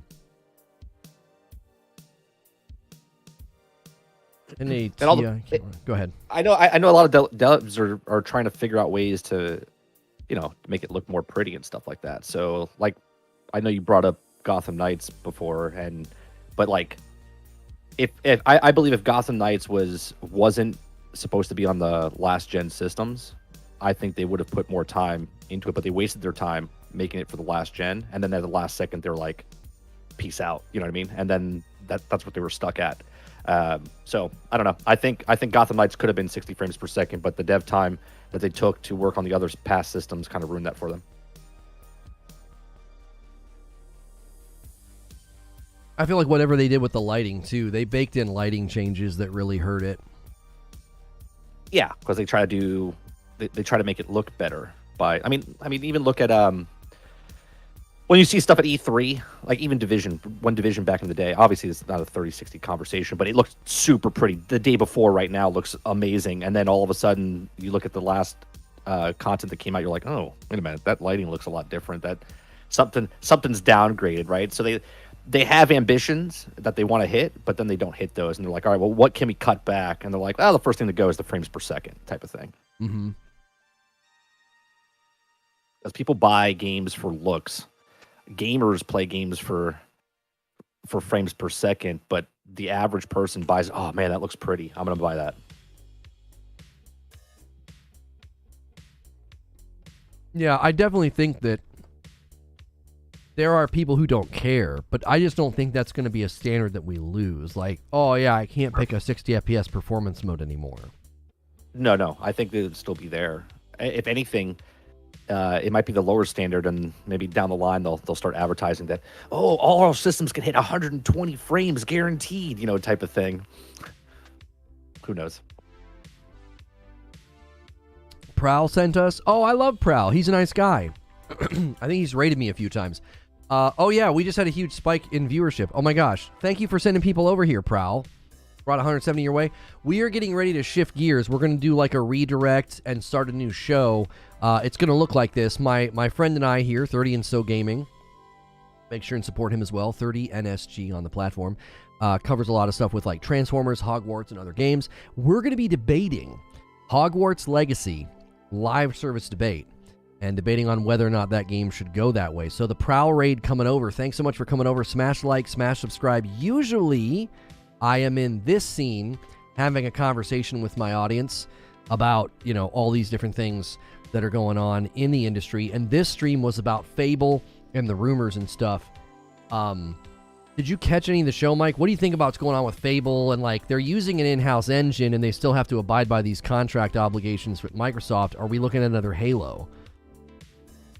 I mean, I was a little worried when I like Playground Games. I like the Forza game or Horizon. I think they do beautiful work. But when someone says that they're making an RPG and they're a card making game, I'm like, is that the smartest move? I feel like when you say, are we gonna have another Halo incident here? Like, 343 was created to take what Bungie created, and we didn't know what the proving grounds were, and obviously we know they still can't make a Halo game compared to what Bungie did. So I don't know. I think Playground Games is in a tough spot where because they're owned by Microsoft, they were handed a game. I don't know if they bid for it. I don't know. Like, they're like, hey, yeah, we'll take Fable. I think they were more of, hey, we really want to take Fable. We got this franchise that we have, and we need a company to make it. And they're like, hey, you know, you're done making this card game. Why don't you work on Fable for us? And they're like, okay, you know, type of situation where Anthem had to use the Frostbite engine, and it wasn't meant for that type of game. You know, I don't know. Start wedging it in there when it's not supposed to be. Those are the two games I thought of. I thought of Halo Infinite and I thought of Anthem. I was like, oh, here we go again. Engine mismatch. And, you know, every 18 months, your contract workers are walking out the door. And when you bring in new, what if they're not familiar with what if they're not familiar with the Forza Tech engine, you know? Right. That was a lively debate this morning. Yeah, you're making people do certain things that they not comfortable doing, pushing them to the limits, which I think is in a workforce type of area, I think is actually pretty good because you want to push yourself to make yourself better. But at the same time, when you're got millions and millions of dollars put into something and you're like, yeah, we just fired Ted. Trevor, get in here. You got to pick up what Ted was just doing. You're like, what was Ted doing? You know, you're like, oh, he's working with this engine. You're like, I've never worked with that engine. You're like, tough, Ted, get in there. You know, so it might be a little rough for the turnaround that they're doing. Apparently, they did bring people in from Lionhead, the people who worked on Fable. So that's good news that they have people coming from the original, you know, team that worked on the title. Right. I don't know. I'm excited for Fable. I love the Fable series, but at the same time, I'm always, even though Game Pass is such a great thing, and I know this will be a huge debate, but I love Game Pass. I pay for Game Pass. My son, the reason I love it is because it's obviously low cost for high value. Right, I think it's hurting the industry, and I think a lot of the stuff, though, people won't see that. They'll just think that Game Pass is the greatest thing since sliced bread. But Game Pass itself, I feel like the standards drop because they have to make these games out for this. And if it doesn't matter, I'm not saying all the games that come out for Game Pass are bad. What I'm saying is it doesn't matter if it comes out broke or buggy, unfinished or not. You're only paying $10, $15 for that service. And if you're upset about the game, you can just go play a different game, where they're going to fix it over time, right? It's going to take time to fix it, and they're okay with that because they're just trying to keep you on that platform of Game Pass. So if you're not happy with this game, well, there's 100 other games that you can go try and play. And if you're satisfied with that game, then you're not really a problem. You're just going to keep on playing that game. So, yeah, I think there's even concerns about that. Like, if you're just throwing content at people on that, is that a concern? Are you going to end up with a bunch of games that are just sort of like, it looks good on a placard, it looks good on advertising, but the games themselves start to dilute in quality? Look at Netflix. Look at streaming services just in general. Yeah. I mean, you gotta load it up with stuff. You gotta make it appealing to people to pay that monthly fee of going, oh, look at all this content I can watch. But majority of that stuff is low-end tier content. It used to be in the bargain bin. Now it's on a streaming service, you know? And just so you guys know, like, I'm not being rude eating lunch. The show hasn't started yet. I'm going to wait. I'm going to wait for the show to start, and then I'm going to bring out a hoagie sandwich, and I'm going to start eating on... Spaghetti. I'm gonna like start Spaghetti. Yeah. You're like, hang on a second. Yeah, that's a really good point. Like wiping your shirt sleeve for a napkin. pull the lettuce out of my beard. Like it was a really great podcast until he got out the spaghetti. Yeah. So hold on. So good point. All I was trying to make was.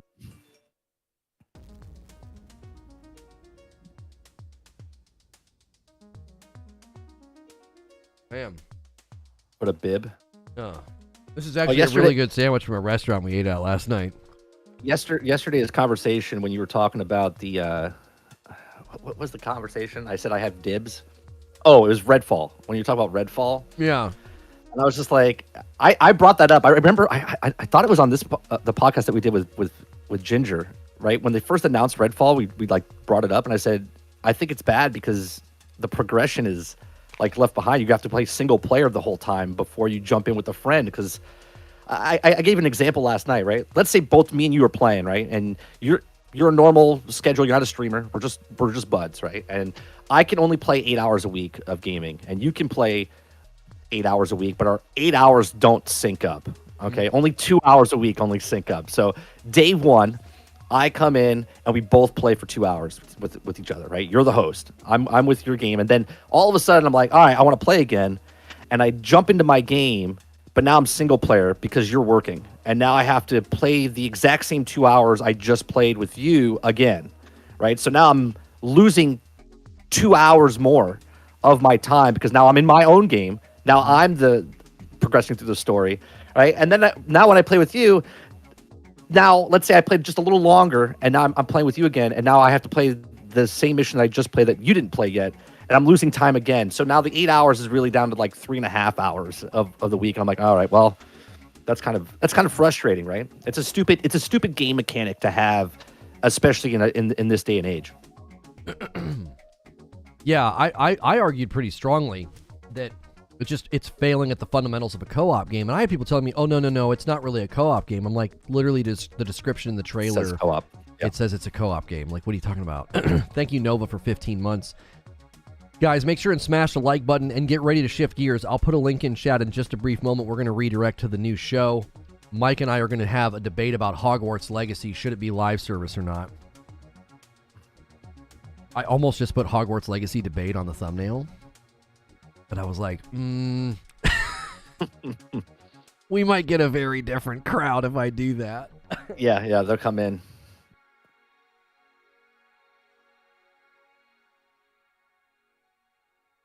I'm totally embracing when I play that game. People are going to come in and call me whatever because I'm playing a video game. You know what I mean? Like I'm like, all right, whatever. Like I'm not gonna take the stance of, well, I'm playing a game, so that means I'm exactly what you say I am. Like you know what I mean? It's so stupid. But I see people already. I see big streamers already making like eulogies on Twitter to say like, to defend themselves when they start playing the game. I'm like, oh, for God's sakes! I was like, this is the problem. Just play the game. Yeah. Like, this is a good prologue to the show. I'm never going to try to convince somebody that they ought to play. Oh. So maybe don't try to convince me that I ought not. Right. It's that simple. You do you. I'll do me, and then we'll work together, right? We'll like you go your separate ways. If you don't like me playing the game, then just don't watch me, right? If you're okay with me playing the game, then just watch me. You don't have to make it a big thing.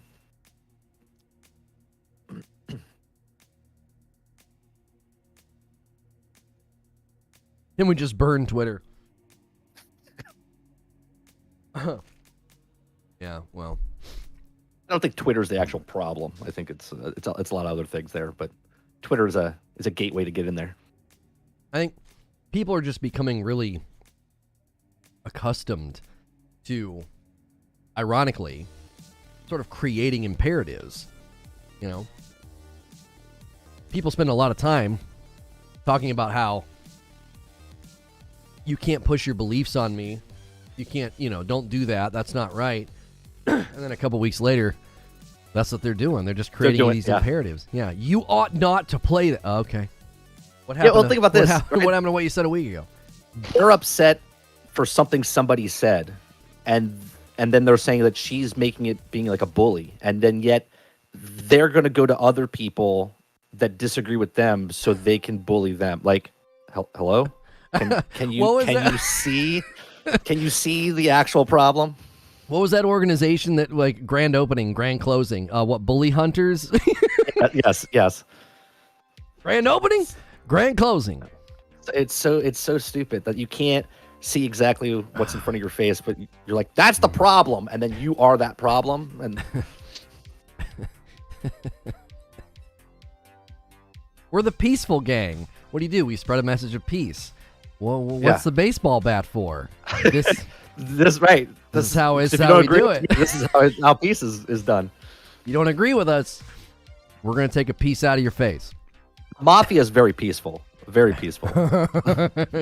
It'd be a shame if your shop got all busted up. Yeah.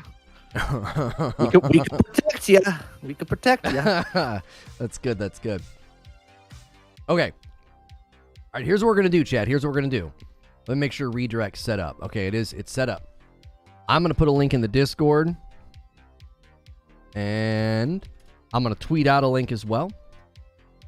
Oh, excuse me. Yeah, we're going to peacefully beat you up. You'll be in pieces. Oh, man.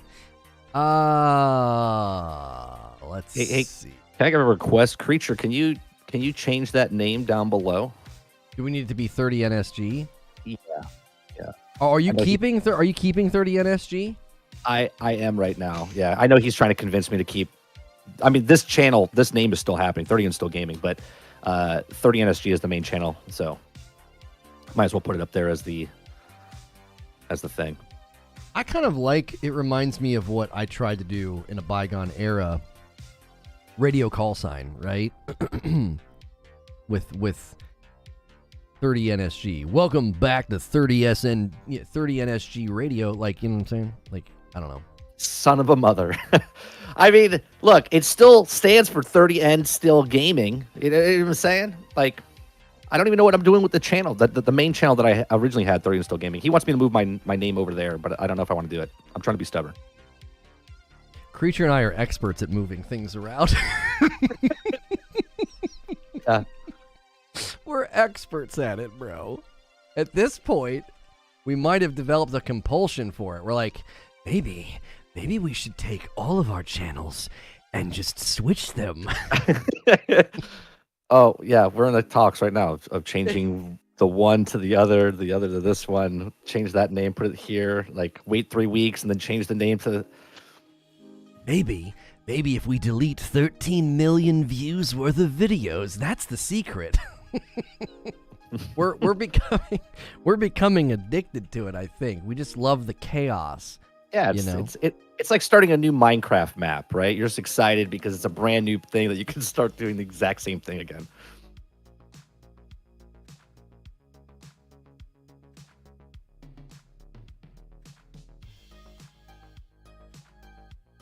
That. All right, I'm gonna send a tweet. And then I'm going to spam the link in chat, guys. If you don't like riding the redirect basically, when this video ends, it will take you to, the new one. And if you don't like riding the redirect, I will provide you with a link in chat. Just give me a brief moment. Take care of all of the tweeting. Okay? Okay. All right, click that link in chat if you prefer that. And then we're going to sit here silent for, I don't know, 5 or 7 seconds, and then I'm going to jump right into it.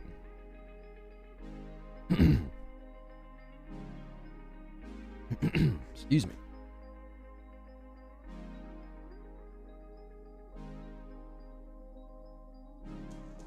Hogwarts Legacy being right around the corner. Many curious about the ongoing nature of the game. Will there be DLC, seasons, downloads? We know there's no microtransactions, but there is the ability to buy a little bit of more content. If you buy the deluxe edition, you get the Black Arts Practice Arena, not just the Black Arts. Everybody gets access to the Black Arts, but the Black Arts Practice Arena will be included in that. And I am going to debate with my friend here, 30 and Still Gaming, every Friday. We're going to try and do a show together where we take a topic from the week or a discussion and hash it out.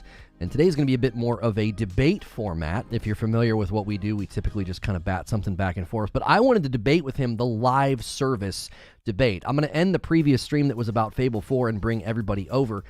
And we appreciate everybody who supported that stream or